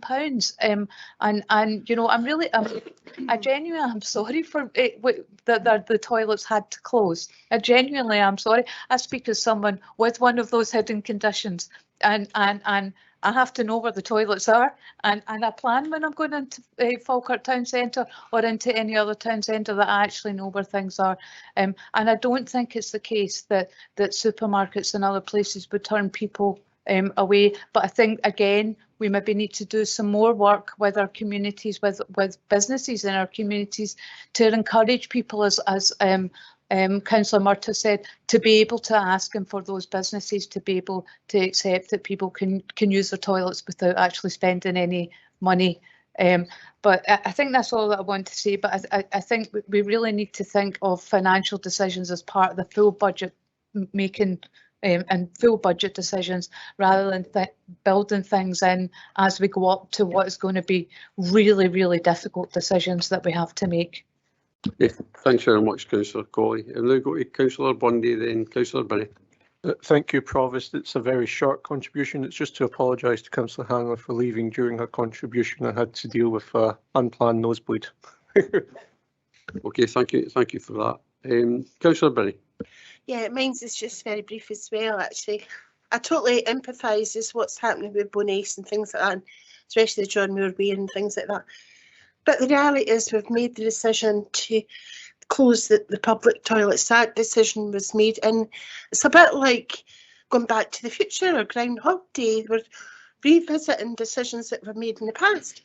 However, what I would say, we as a council have to think differently.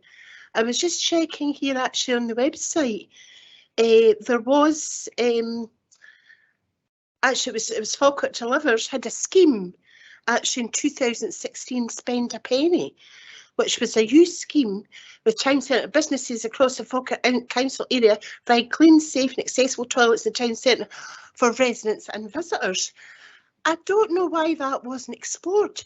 That could have been explored a lot and would be in a different place today than what we were at that particular point. And there would be no debate, there would be no argument. I mean, as far as I'm aware, Bonace, I don't really know the area that well. And I do understand like all your concerns.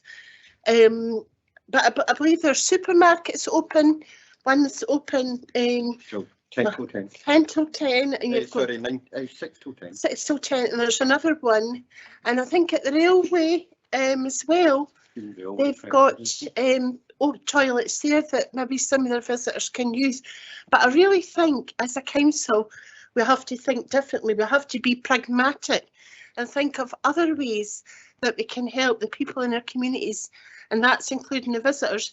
And maybe some time or resource was spent on a campaign like this, collecting information, finding out exactly from our businesses how they feel about people coming into the shop. I mean, like say Tesco, somebody going in there to use the toilet, you know, maybe they buy a loaf of bread or buy something they don't need to buy, that sort of thing. So we really need to look at things differently and see how we can accommodate all our visitors and the people in our communities as well, see how it works. Thank you. Thanks very much, Councillor Binney. I'll go to Councillor Nimmo to sum up. Yeah, just very quickly, Provost. I think we've really lost track of the underlying problem here, and that is the continual underfunding by the SNP Scottish Government. That's what's putting us in this position. And also the use of reserves has been used. Now I can remember not that long ago when the SNP were in opposition, they came forward with alternative budgets, basically just based on the use of reserves. So it's a bit rich listening to what they're coming forward with this afternoon, criticising the Labour group for doing exactly what they were trying to do back when they were in opposition. Other than that, Provost, I'm not going to go into any further detail. I don't see the need. I do think we should be supporting the local residents and the constituents out there and the businesses that are suffering. And that, like I said, that's why this motion was brought forward. So I'm happy to go to the vote, Provost. Thank you, Provost. And the motion is as set out on the agenda, and it's moved by Councillor Nimmo and seconded by Councillor Ritchie, against which there is an amendment which has been circulated, moved by Councillor Kerr and seconded by Councillor Flynn. Provost Bissett. Motion. Deputy Provost Balfour. Amendment. Councillor Aitchison. Motion. Councillor Anslow. Motion. Councillor Binney. Amendment. Councillor Bowes. Amendment. Councillor Bundy. Amendment. Councillor Colley. Amendment. Councillor Deacon. Amendment. Councillor Devine. Amendment. Councillor Flynn. Amendment. Councillor Forrest. Amendment. Councillor Garner. The amendment. Councillor Hannah. Motion. Councillor Kelly. Motion. Councillor Kerr. Amendment. Councillor McCabe. Motion. Councillor Meiklejohn. The amendment. Councillor Murtagh. The amendment. Councillor Nimmo. Motion. Councillor Patterson. The motion. Councillor Patrick. Amendment. Councillor Redmond. The motion. Councillor Ritchie. The motion. Councillor Robertson. Amendment. Councillor Sinclair. Amendment. Councillor Spears. Motion. And Councillor Steinbach. Motion. I didn't mean that literally. Provost, there are 12 votes for the motion, there are 16 votes for the amendment, and the amendment is accordingly carried. Thanks very much, Mr Moody. The next motion is from Councillor McCabe, and it's reports to Council. Councillor McCabe. Thank you very much, Provost. The motion is very much as you see it in the papers. You want a seconder for that?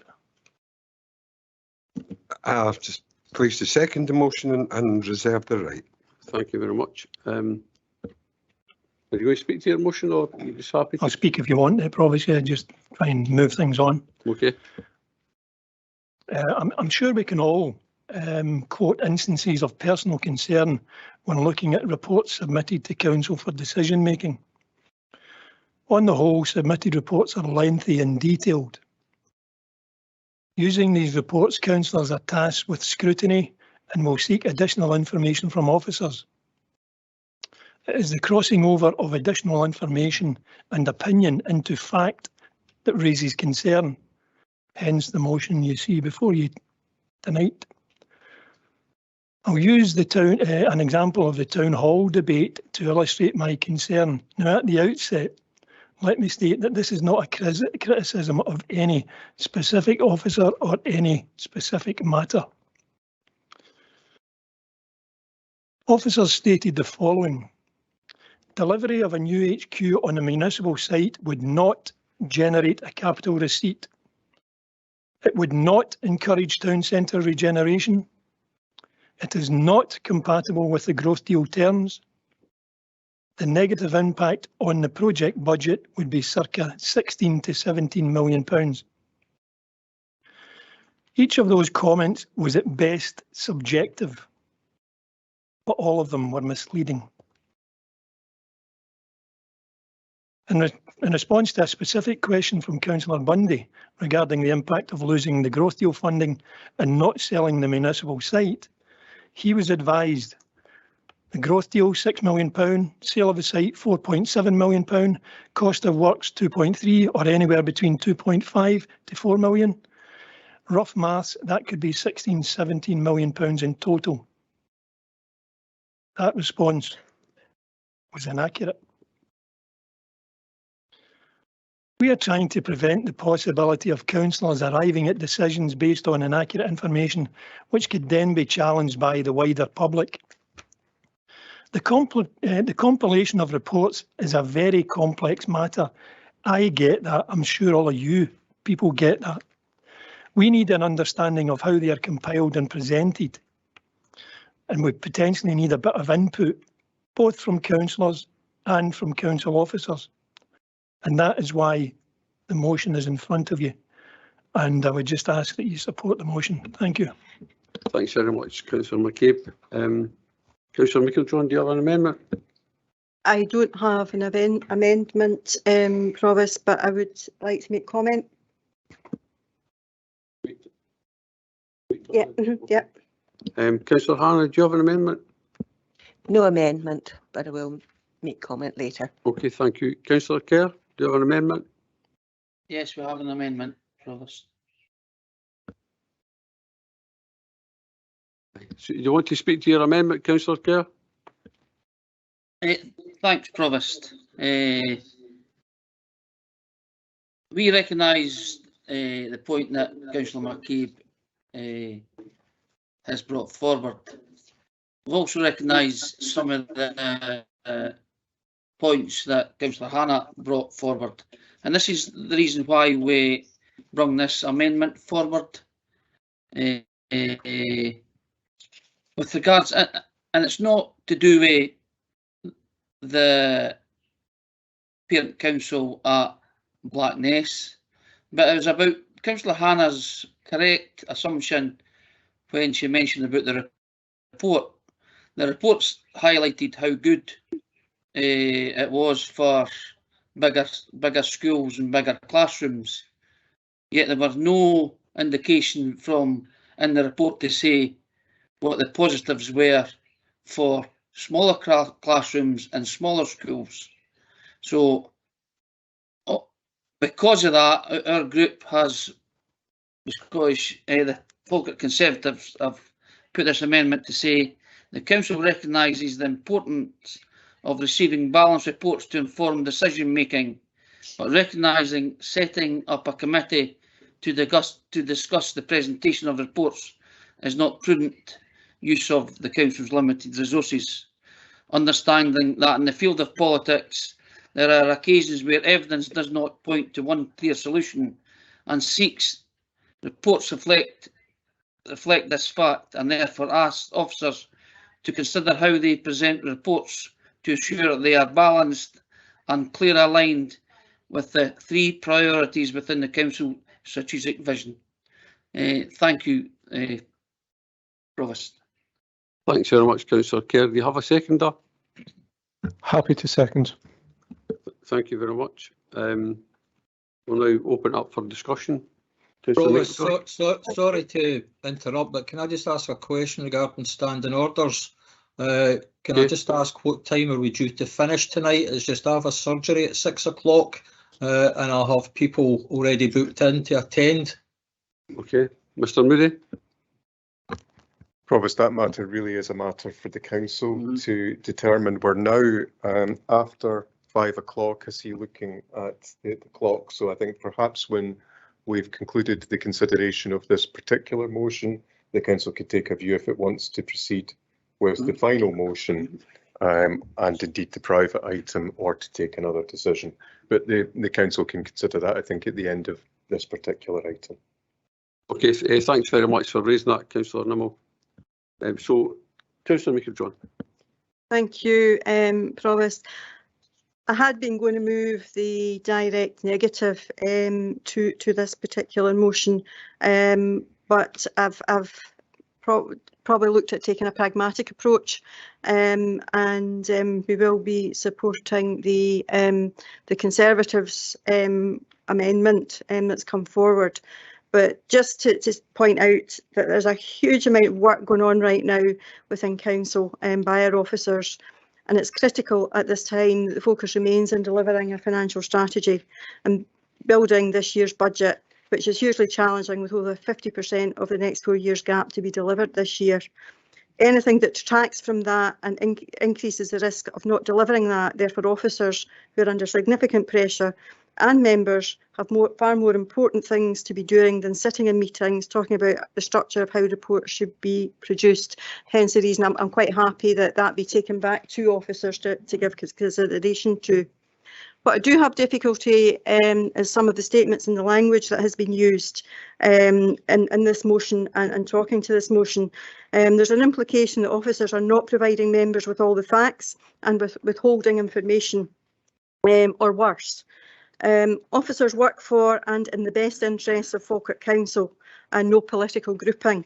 The reports are based on evidence, data, and yes, they will give their professional opinion, which is appropriate for them to do so, as they have specialist knowledge as well as years of experience and access to others that as elected members we do not. Well, that can be ignored by members, there needs to be clear justification for doing so. And I would absolutely refute that the information that was in the report in September in relation to the municipal buildings was incorrect. As I said, I was going to move a direct negative, but I just felt I have to say that I'm really perturbed and concerned at the language used in relation to some of the officers and the fact that they feel that that members are indicating that they don't feel that they are telling everything to members that they should be, and we have to respect that they do have a professional opinion, but and often that happens that we do not take those professional opinions and there's a political choice there, but we cannot simply ignore their professional opinion in this case. So in relation to the report, happy to ask officers to go and look at that. They will never win with members, to be honest, because we have had complaints about the reports being too long. We've had complaints about them not being long enough, not having enough information. So I feel for officers in that respect, because they will never win. But I think as members, we need to be careful about what we're asking for. And at this time, we need to be very focused on what we should be delivering on. Thank you, Provost. Thanks. 19-1, Provost. Thanks, Councillor Meikle-John. Councillor McCabe. Thank you, Provost. Provost, I didn't name anybody. Fair point. So I think it doesn't require a particular councillor to be named, Provost. I think the question is if Councillor McCabe thinks he has been misrepresented or misunderstood in his contribution thus far. But I don't know if that is Councillor McCabe's. It is indeed, Colin. It's exactly the point. Thank you. Thanks for clarifying that, Mr. Moody. I really appreciate it. What you heard from, I will name Councillor Meikle-John, what you heard was a total invention of what I actually stated, both in the motion and both in the statement I read out. Nowhere within there did I suggest political interference. Is it there, Mrs. Meikle-John? I'm asking the question. Is it there? No, it's not. We can watch back the video and see if there's any political inference from me. There wasn't. I think I'm due an apology, but I won't expect it. Provost, I don't see there's any apology required in that. It was a general comment that officers do not work for any political grouping within the council. I did not refer that to Mr McCabe having made any such comment in relation to it. So I think the apology is in fact the other way, but again, I won't expect that. Okay, thanks very much. Councillor Spears. Thank you. Can I take you back, not to a previous administration, not to a previous budget, but to the first item this morning, the minutes of this council, where I was very glad to receive an apology for how I had been misled and almost, according to the Daily Record, accused of fabricating a story about a parent teachers association that didn't exist. It did exist. A decision was making that day, and that decision was making on information we were given, and that information was not correct. I'm sure Mr Naylor, if he's still on, I'll come back and reiterate what he said this morning. But what we want to know here is we want information, and we want to make decisions, and we want to do it the first time.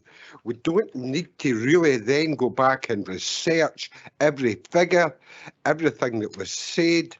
We want to be able to get this information and make decisions. We're all busy people. And I accept our officers are also busy people, busier than ever before. But we're also busier than ever before, as I will go on further to state in the next motion. You know, we're all suffering from cuts. We've all had cuts to the size of the council, cuts to everything. But we need to make informed decisions on no assessments, no assumptions. We want to make it on hard facts. And that's all that's been requested here. And surely there can't be anybody in this room disagrees with that. Thanks, Councillor Spears. Councillor Hannah. Apologies, Councillor Hannah. Mr Moody yes, first. Certainly. Yes, thank you, Provost. I just wanted to make a couple of comments just to urge a bit of caution around the language used in the course of the debate, and just thinking around the use of the word misled the members of the Education, Children and Young People Executive. I think it was important to recall that Mr Naylor explained to the council this morning that the officers understood in good faith that there wasn't a parent council at Blackness, and when the information was brought in front of them that in fact there was, they accepted that on the floor of the executive meeting.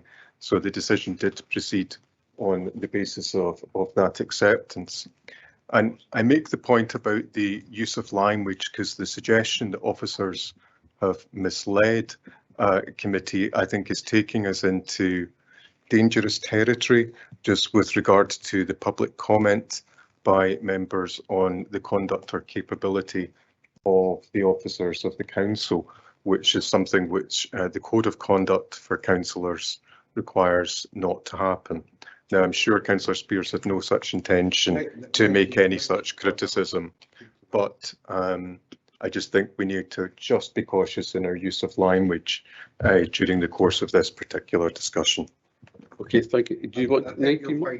I accepted Mr Naylor's explanation. I've also had letters from Gary Greenhorn and other members of education. My difficulty isn't about being misled here. My difficulty is trying to convince people out there on YouTube who listen to this meeting, who come to me, especially members of the Blackness PTA. They were greatly upset. I think everybody will accept the reason, and we'll see why they were greatly upset. But decisions were made that day. Decisions were made that day. And I don't know, I'm going to Blackness tonight, and obviously I'll have to hear it all again. So I think Mr Naylor was quite right. If that was the assumption his group have accepted that. But decisions were still made that day. Provost, Okay. can we just say that officers had laid before us the best information that they had at that time, and the explanation was given. I don't think it does the reputation of this council any good, some of the language that is continually being used in that, because there's been an apology made and there's been engagement with the Black Nest Parent Council. I think Mr Taylor outlined that very clearly this morning, and I'm thankful Mr Moody it's well established how we should be, what kind of language we should and should not be doing using. Councillor Hannah. Thank you, Provost. In the interests of moving things forward, I'll not be referring back to any previous instance in today's agenda. What I will say is, very straightforwardly, I've now been in this council for 8 months. I have read multiple reports, and I've had reason to talk to officers about ways in which reports could be streamlined, ways in which they could be more concise, ways in which they could be laid out in such a way that it gives this option, that option, these are the advantages, these are the disadvantages. I won't go into all the discussions I've had. I've had those discussions. And I think a lot of people have kind of accepted that there can be improvements made here. Now, following on from Councillor Meikle-John's comments at the start, I went back to the amendment because I began to wonder if there was some criticism of officers in it that I had missed. But I can't see that this particular motion actually criticises officers. It says we want reports that are well structured, and in the spirit of collaborative leadership, we want a working group to look at it. Now, Councillor Meikle-John has suggested that our staff don't have time to do that. I would suggest that a short-term working group that comes up with an improved process, an improved structure for reports, is actually going to save them time in the long run. And it's going to save all of us time. Today's paperwork was 476 pages long, and that's not the longest agenda I've had to deal with. And I know from talking to other councillors, we would all like reports to be a little more concise. Now, that said, I do not want to discourage officers from giving us the information that we need. Sometimes officers give us big, thick reports because they want to ensure we have all that information. I don't disagree with that, but I think there are ways in which we can have concise, straightforward reports with background papers provided separately or appendices provided separately. And I think it's worthwhile, and I think the disagreements here have suggested that maybe there is a need for a group so that there are different views brought in about the different ways in which reports could be structured. And I'm not suggesting that we do something that runs for weeks and weeks and weeks. I am suggesting a very quick process that would enable us to come to a situation where we have more streamlined reports that we can all deal with more quickly, and perhaps that would help everybody, officers and councillors alike. Thanks very much, Councillor Hannah. We'll go to Councillor Murtagh next. Thank you. I think I would probably start with the statement that not everything needs a committee. And I think that's one of the things where I don't disagree, and quite regularly, as Councillor Hannah has apparently also done, go to officers with opinions and with suggestions. And you know, I'm probably one of those people where Councillor Meikle-John was referring to earlier, who will never be happy no matter how much detail is provided, because I'll always want to see the detail behind the detail and analysis. It doesn't need to be provided in a committee report. One, because they still seem to be getting printed out and then put around everybody's table, and that seems to be not what we're supposed to be doing, but never mind. But I think that, you know, at the end of the day, I agree that we can have discussions, and we did make some previous, I mean, this time last year, I think we brought forward some proposals about specific things in the report, and we discussed them and we agreed them.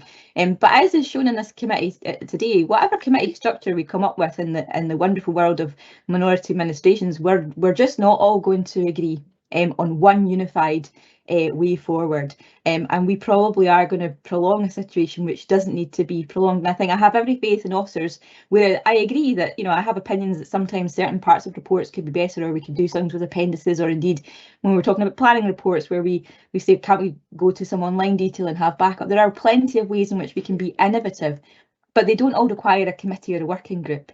So I think that, you know, I suppose I'm slightly confused by the kind of statements about we don't have the time. I know our time is precious, but I do think part of our job is to go back and rewatch the committees and reread the papers from before and to do the research. That is actually a crucial part of councillors' job and all politicians' job in the formation of our argument. If we don't understand what's happened before, and we don't understand the evolution of the different arguments and what the decisions were based on, then we probably don't have particularly strong ground to stand on in putting forward motions and amendments. We have to understand that, and as Councillor Spears was saying, YouTube is available to go and rewatch these things ad infinitum should you wish.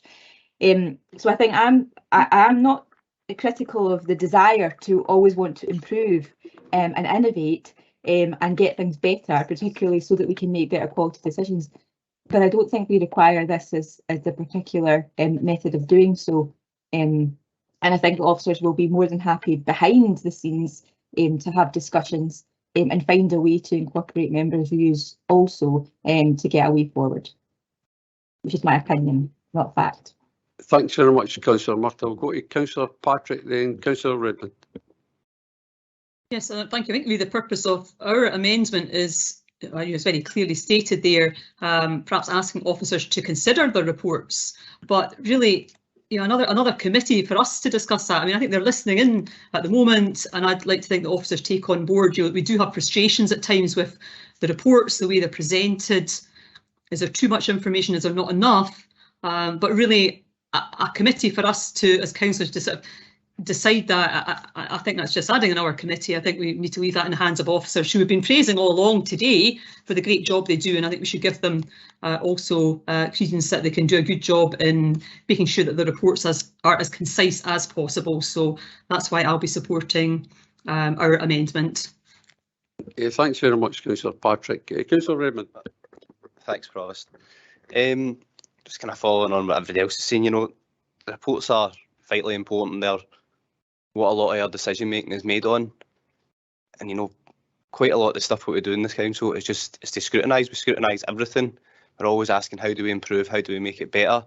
So I don't necessarily think it would be a bad thing to, I know it's a committee, but it doesn't need to be like your planning committee meeting every month, but it could just have a few meetings a year to say, this is our agendas this year.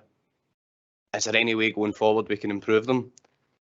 Just the way some of the information's laid out. Obviously, our priorities as a council kind of change. Obviously, our priorities are kind of saving money and things now. It's good to have your report geared around your priorities and constantly evolving and changing. Just one example I had was with the waste services report that came to the executive, talking about charging people £35 to use it for the brown bin collections. It said in that report, it's estimated that this will bring in a revenue of £350,000. So I done a wee bit of research and I found out there's 76,403 properties in Falkirk. There's 13,000 homes that are on benefits, so they would only pay £1,750.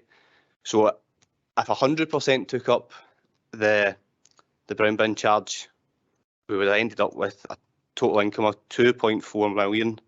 446,000, 2.4 million anyway, but the report only said 350. Now obviously we're not going to get 100%, but the 350 only represented about a 12-13% take up. So an example there could be, you know, at a 13% take up, the report would raise 350,000. At 100% take up, it would make 2 million, and then we could sort of judge off that, it's just the information's presented rather than just saying it'll make 350,000, because I thought that was quite a big disparity. And there's obviously going forward, money is going to be more and more important. So I don't think it's a bad thing to scrutinise the how we set out our agendas and things and the information that's presented to us. So I think I think it's a good. But I agree with what other councillors have said. It's very hard to please everybody, and there's always going to be something to pick up. And I think overall the officers do a really good job with the agendas and things. But I just think there's always room for improvement, and I think it's maybe a good idea. Thank you. Thanks very much, Councillor Redmond. Do you want to sum up, Councillor McCabe, before we go to the vote? Yeah, if you don't mind, I didn't intend summing up Provost, but Councillor Redmond made an excellent point there, where an instance that he became aware of, again, it misled. It misled, but there was no malice or there was no intention to mislead. It was just the way it was presented. And that is all that is in front of you here. This is not about trying to call out officers. This is not about trying to call out anybody. This is about trying to have factual information that we can rely on. When I ask an officer for his opinion, he can give me that opinion. I can then say, I can take it on board or I can disregard it. It's just where it overlaps into the presentation of something which can be misleading. And I'm being quite precise in using that, recognising Mr. Moody's concern about that. This is not about malice, misrepresentation, or malice, misleading of anyone. This is just human nature. How I had discussions before bringing this motion with the Chief Executive, and I made it perfectly clear to him, I don't have any concerns about anybody being unduly influenced, that they then bring forward false reports to us. It's the furthest thing from my mind. I just want us to agree that the way that reports are presented, the way that officer opinion is sought, there is this distinct clarification, shows that we can rely on the decisions that we made. Because again, I'll restate it, we get scrutinised by the general public when they watch these things, and they can then come back and question us. And if we've based a decision that we've made on something which latterly we find out not to be quite as accurate, it becomes problematic. This isn't, again, I can't stress, well, I think I did stress in it. Let me state, this is not a criticism of any specific officer or any specific matter. Thank you, Provost. Thanks very much, Councillor McCabe. We'll now go to the vote. Thank you, Provost. The motion is as set out in the agenda, and it's moved by Councillor McCabe and has been seconded by Councillor Spears, against which there is an amendment which has been circulated, moved by Councillor Kerr and seconded by Councillor Bundy. Provost Bissett. Motion. Deputy Provost Balfour. Amendment. Councillor Aitchison. Motion. Councillor Anslow. Motion. Councillor Binney. Amendment. Councillor Bowes. Amendment. Councillor Bundy. Amendment. Councillor Colley. Amendment. Councillor Deacon. Amendment. Councillor Devine.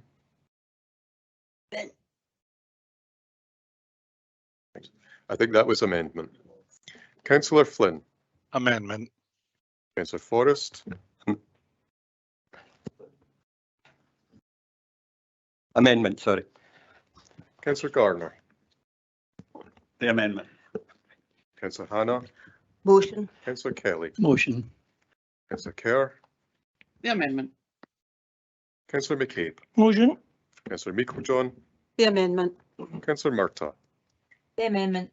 Councillor Nimmo. Motion. Councillor Patterson. A motion. Councillor Patrick. Amendment. Councillor Redmond. Motion. Councillor Ritchie. The motion. Councillor Robertson. Amendment. Councillor Sinclair. Amendment. Councillor Spears. Motion. Councillor Steenbank. The motion.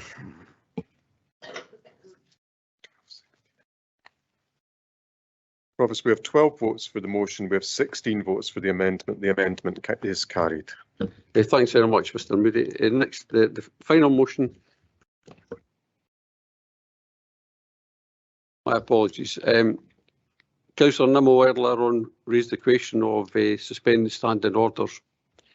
Basically, does the council want to continue with the remaining items, or do we want to leave it for another day? So just continue, Provost. Continue. We're near enough the end. I think rather than have to continue to another day. Okay. Is the feeling just to continue? Provost, I would move that we continue. And as No. Councillor Nimmo disappeared, I think he may have gone. So I would, all I would suggest is that probably we will just go straight to the vote. I'll make a small comment and then just go straight to the vote. So Okay. have it over in 5 minutes. With apologies to all councillors who may have other pressing appointments, because I don't think Councillor Nimmo's the only one. Is he gone? He's definitely gone. He's gone. Okay. So 13D, convener remuneration, and this is posed by Councillor Spears. Councillor Spears.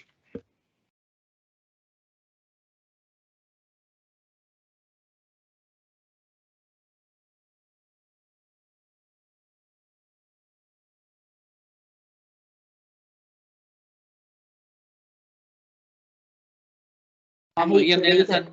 I'm not hearing anything. Indeed. Provost. Oh, it's Councillor Kerr. He's not hearing anything.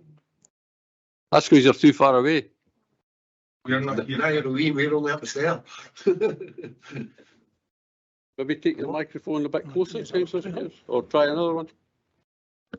Can Councillor Kerr hear me now? I can hear those dulcet tones in Tenerife.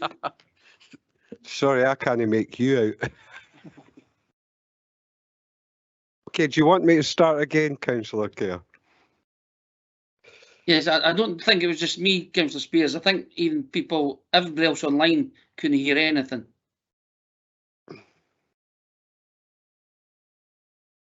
Okay, I'll go for it.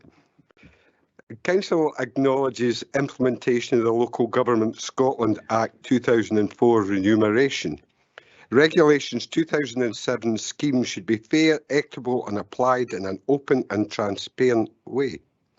Council will recall that when the current settlement was agreed, there was concern among members that some roles, in particular the scrutiny conveners and champions, were not remunerated.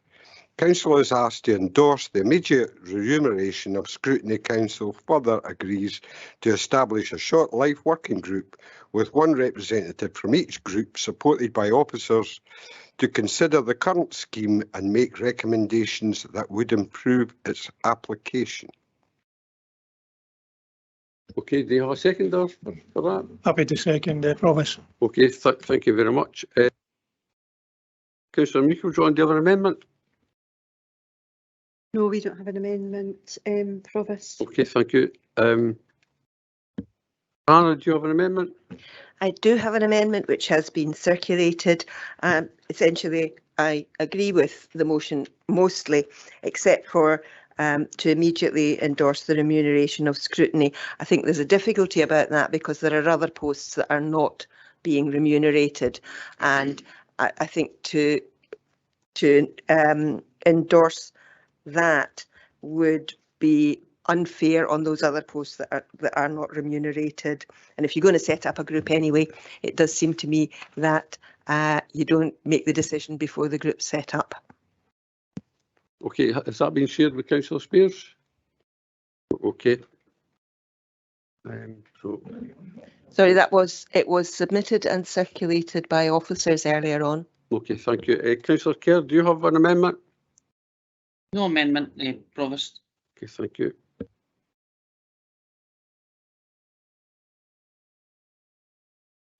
Provost, I understand that they do have the direct negative. I think that the Conservatives have articulated previously. Okay, hold on. I don't know if we maybe clarify I'll that. backtrack a bit. Councillor Hannah, do you have a seconder? Happy to second, Provost. Okay, thank you very much. So we've clarified that.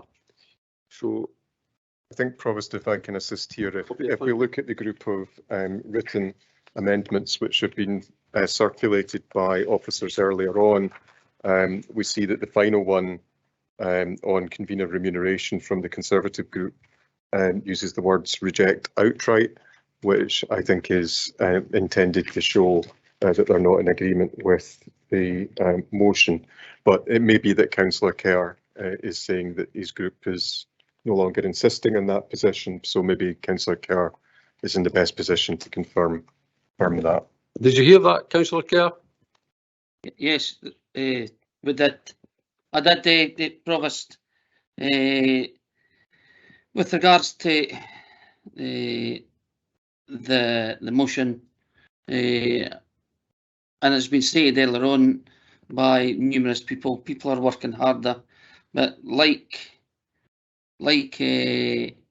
Councillor Hannah has already stated, I think it'd be unfair if the remuneration wasn't for everybody.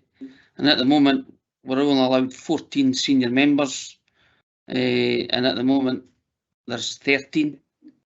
So we didn't want another committee for the same reason as the last one. So we are complete opposite to the motion. Convener. Okay, thanks very much. So I think the position we then have, Provost, is that we have the motion moved and seconded in the name of Councillor Spears. We have the amendment moved by Councillor Hannah, seconded by Councillor Steenbank, which has the effect of removing the immediate remuneration of the convener of the Scrutiny Committee, but allowing the short life working group to take place. And we have intimation from Councillor Kerr on behalf of the Conservative group that they are opposed to the motion. So we have in effect, as described by the leader, a direct negative or a lack of agreement on that, which would require a for or against vote. But I think logically the first proposition to deal with is the motion against the Labour amendment, and then the question of whether the Council agrees the motion as amended by Labour if the amendment is agreed. So, Provost, if we are ready to move to the vote, Provost, Councillor McCabe. Just before we potentially move to the vote, I totally concur with Mr Moody's assumption, but his explanation there, I totally concur, totally agree with it.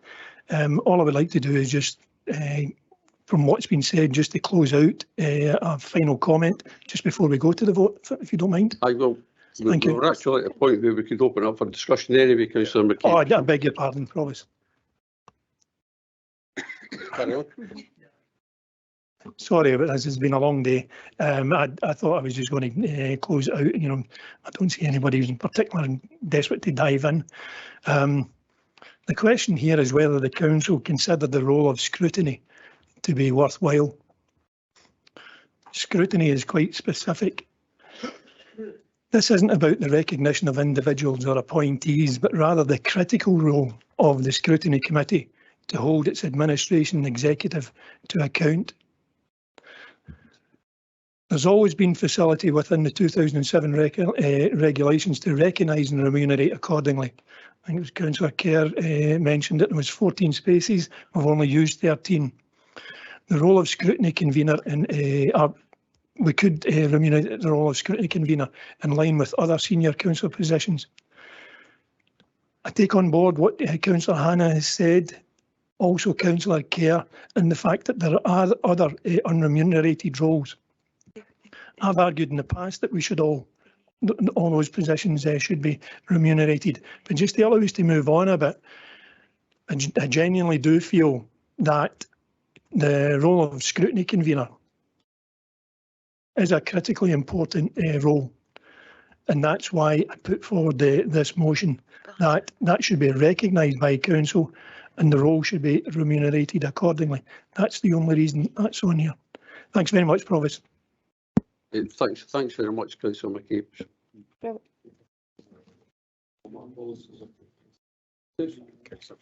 Councillor Meikle-John, then Councillor Patrick.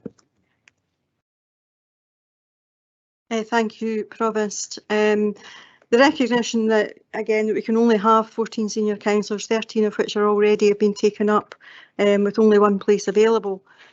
Scrutiny since the current executive system came in has never been remunerated, and Councillor McCabe's aware of that as he was around at that time. We have 3 scrutiny functions, scrutiny, external scrutiny and audit, and setting aside the individuals to only remunerate one of those functions would be grossly unfair, and that's been recognised by Councillor Hannah. Therefore, maintain the status quo where scrutiny functions remain unremunerated. This administration has been the most inclusive ever, with the sharing of the remunerated posts across the council, having reduced the number of portfolio holders, and I have to say the work of the portfolio holders has never been greater than it is right now. But I would have to say, like the previous motion, to focus on delivering the council's financial sustainability, and that's where our focus must be, and spending time, particularly right at this moment when we do have such a very acute financial situation, and indeed thinking back to the poverty report that we've been talking about, to be talking about councillor salaries at this time just feels a bit at odds with what we should be doing right now. So we will be supporting the direct negative to this motion, and that might help to simplify the voting process. Thanks very much, Councillor Meikle-John. We'll go to Councillor Patrick next, and then Councillor Hannah, I think, had a light one. Thank you, Provost. I think what my main big concern here is that, as we've said, we only have 14 senior posts. 13 are allocated. The only reason the 14th isn't allocated, and that would usually go to the licensing board convener, is because, Provost, you hold that post and you are also Provost. So my concern would be, we can tinker around the money and agree that within a committee and allocate that 14th place.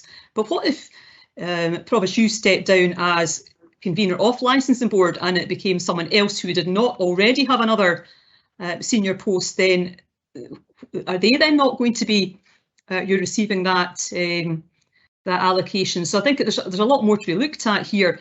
But if we decide to set a committee who then changes all of this, how can we take funding away from someone who's already had it allocated? So to me, it's too late, perhaps in this particular council, to make this decision, and that's really my concern. That we don't really have the ability to do that unless we're all happy that all of these posts are your remunerations are now up for grabs again, or up for decision, for reallocation. So that's my concern. This 14th is the licensing board funds that simply are not allocated at the moment. We need to keep that in mind.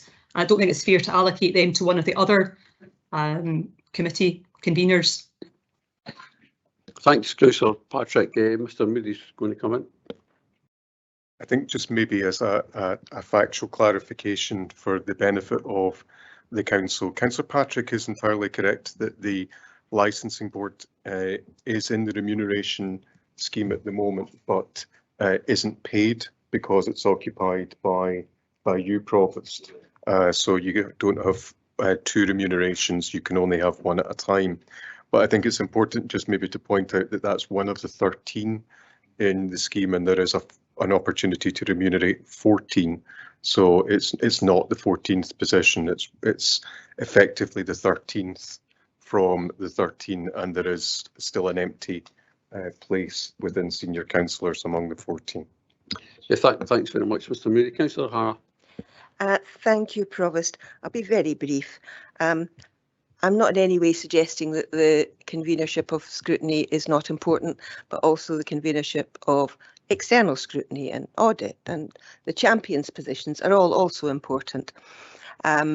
We did actually discuss at the original meeting when the remuneration scheme was agreed, having a review of it in 6 months. I remember the conversation at the meeting. I haven't gone back and checked my minutes, so don't bother going back and finding out whether my recollection is minuted or not. I know it was discussed. That's all I'm suggesting, and it's not about taking money away from anybody. It's not about councillors talking about how they pay themselves. This is about looking at the scheme as a whole and checking whether we think it's fair and equitable. The reason I've put forward my amendment is so that we're not talking about one post versus another. Okay, thanks very much. If there are no further comment, go to the vote.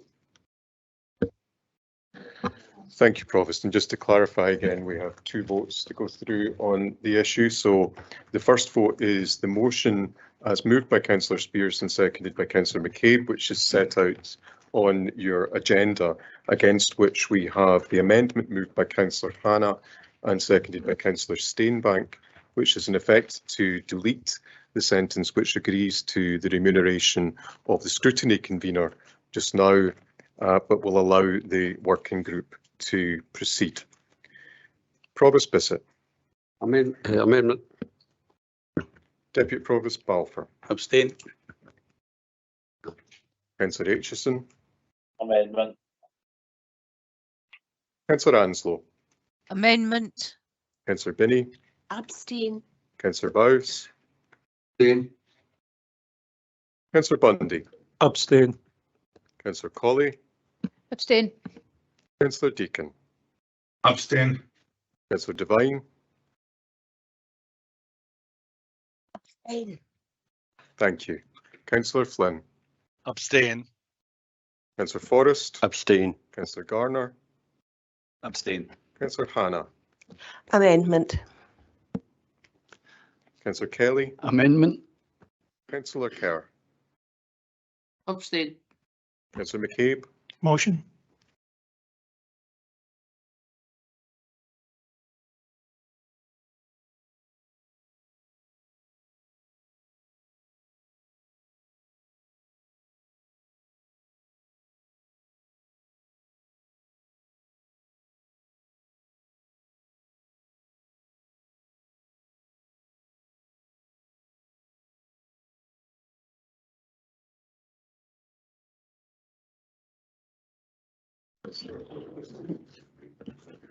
Carry on, Councillor Murtagh. Getting to get a complex here. Abstain. Amendment.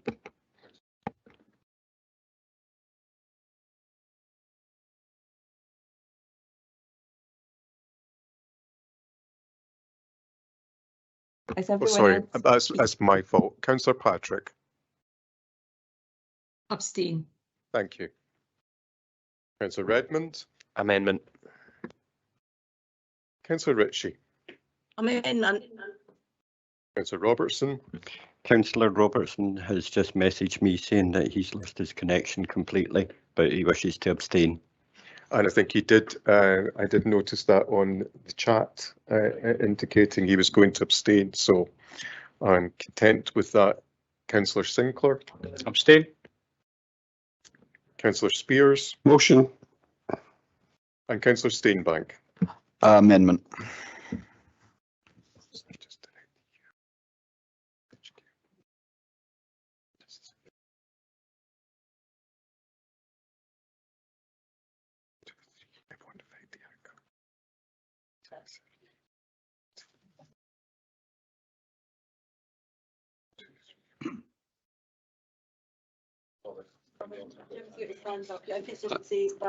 Councillor Robertson. Provost, I lost the connection there for that last motion. Abstain. I don't know. I sent a message, but I don't know if it was received. Aye, we got that, Councillor Robertson. Thanks for confirming that. Thank you. Thank you, Provost.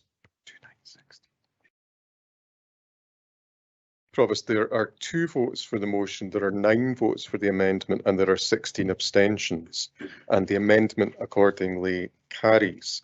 So that is the effect of making the substantive motion, the motion as amended by the Labour Group amendment. But we have an indication from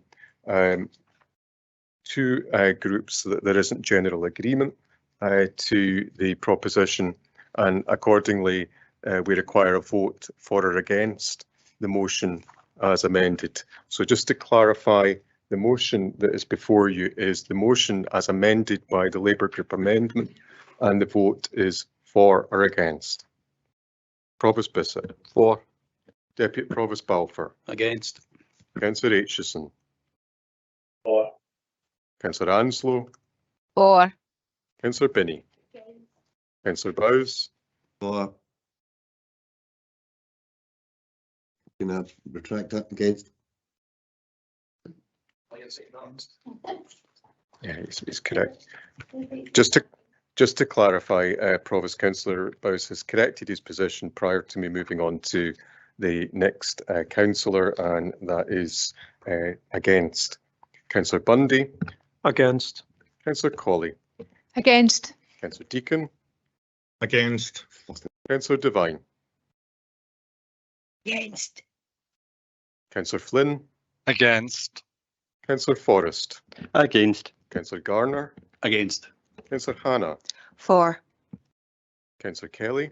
For. Councillor Kerr. Against. Councillor McCabe. Abstain. Councillor Meiklejohn. Against. Councillor Murtagh. Against. Councillor Nimmo. Oh, it's gone. Beg your pardon. Councillor Patterson. For.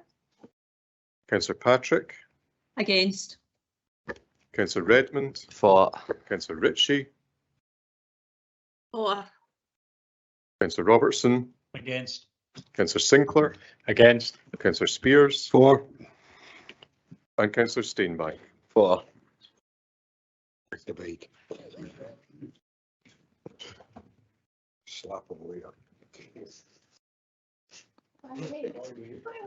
Provost, there are 10 votes for the motion in favour of the motion. There are 16 votes against it with 1 abstention, and the motion is not carried. Okay, thanks very much, Mr. Moody. We now move on to item 14, which is exclusion of the public. Mr. Moody. Provost, I need to be excused at the moment. I have a very important meeting in Blackness. Okay, enjoy it. Thank you. Sorry, I'll have to go as well, Provost. I've got the same meeting in Blackness. Okay. Thank you. Bye. Provost, if the council members are agreed that we can exclude the public at this point, we just need to be clear that the live stream is turned off before we proceed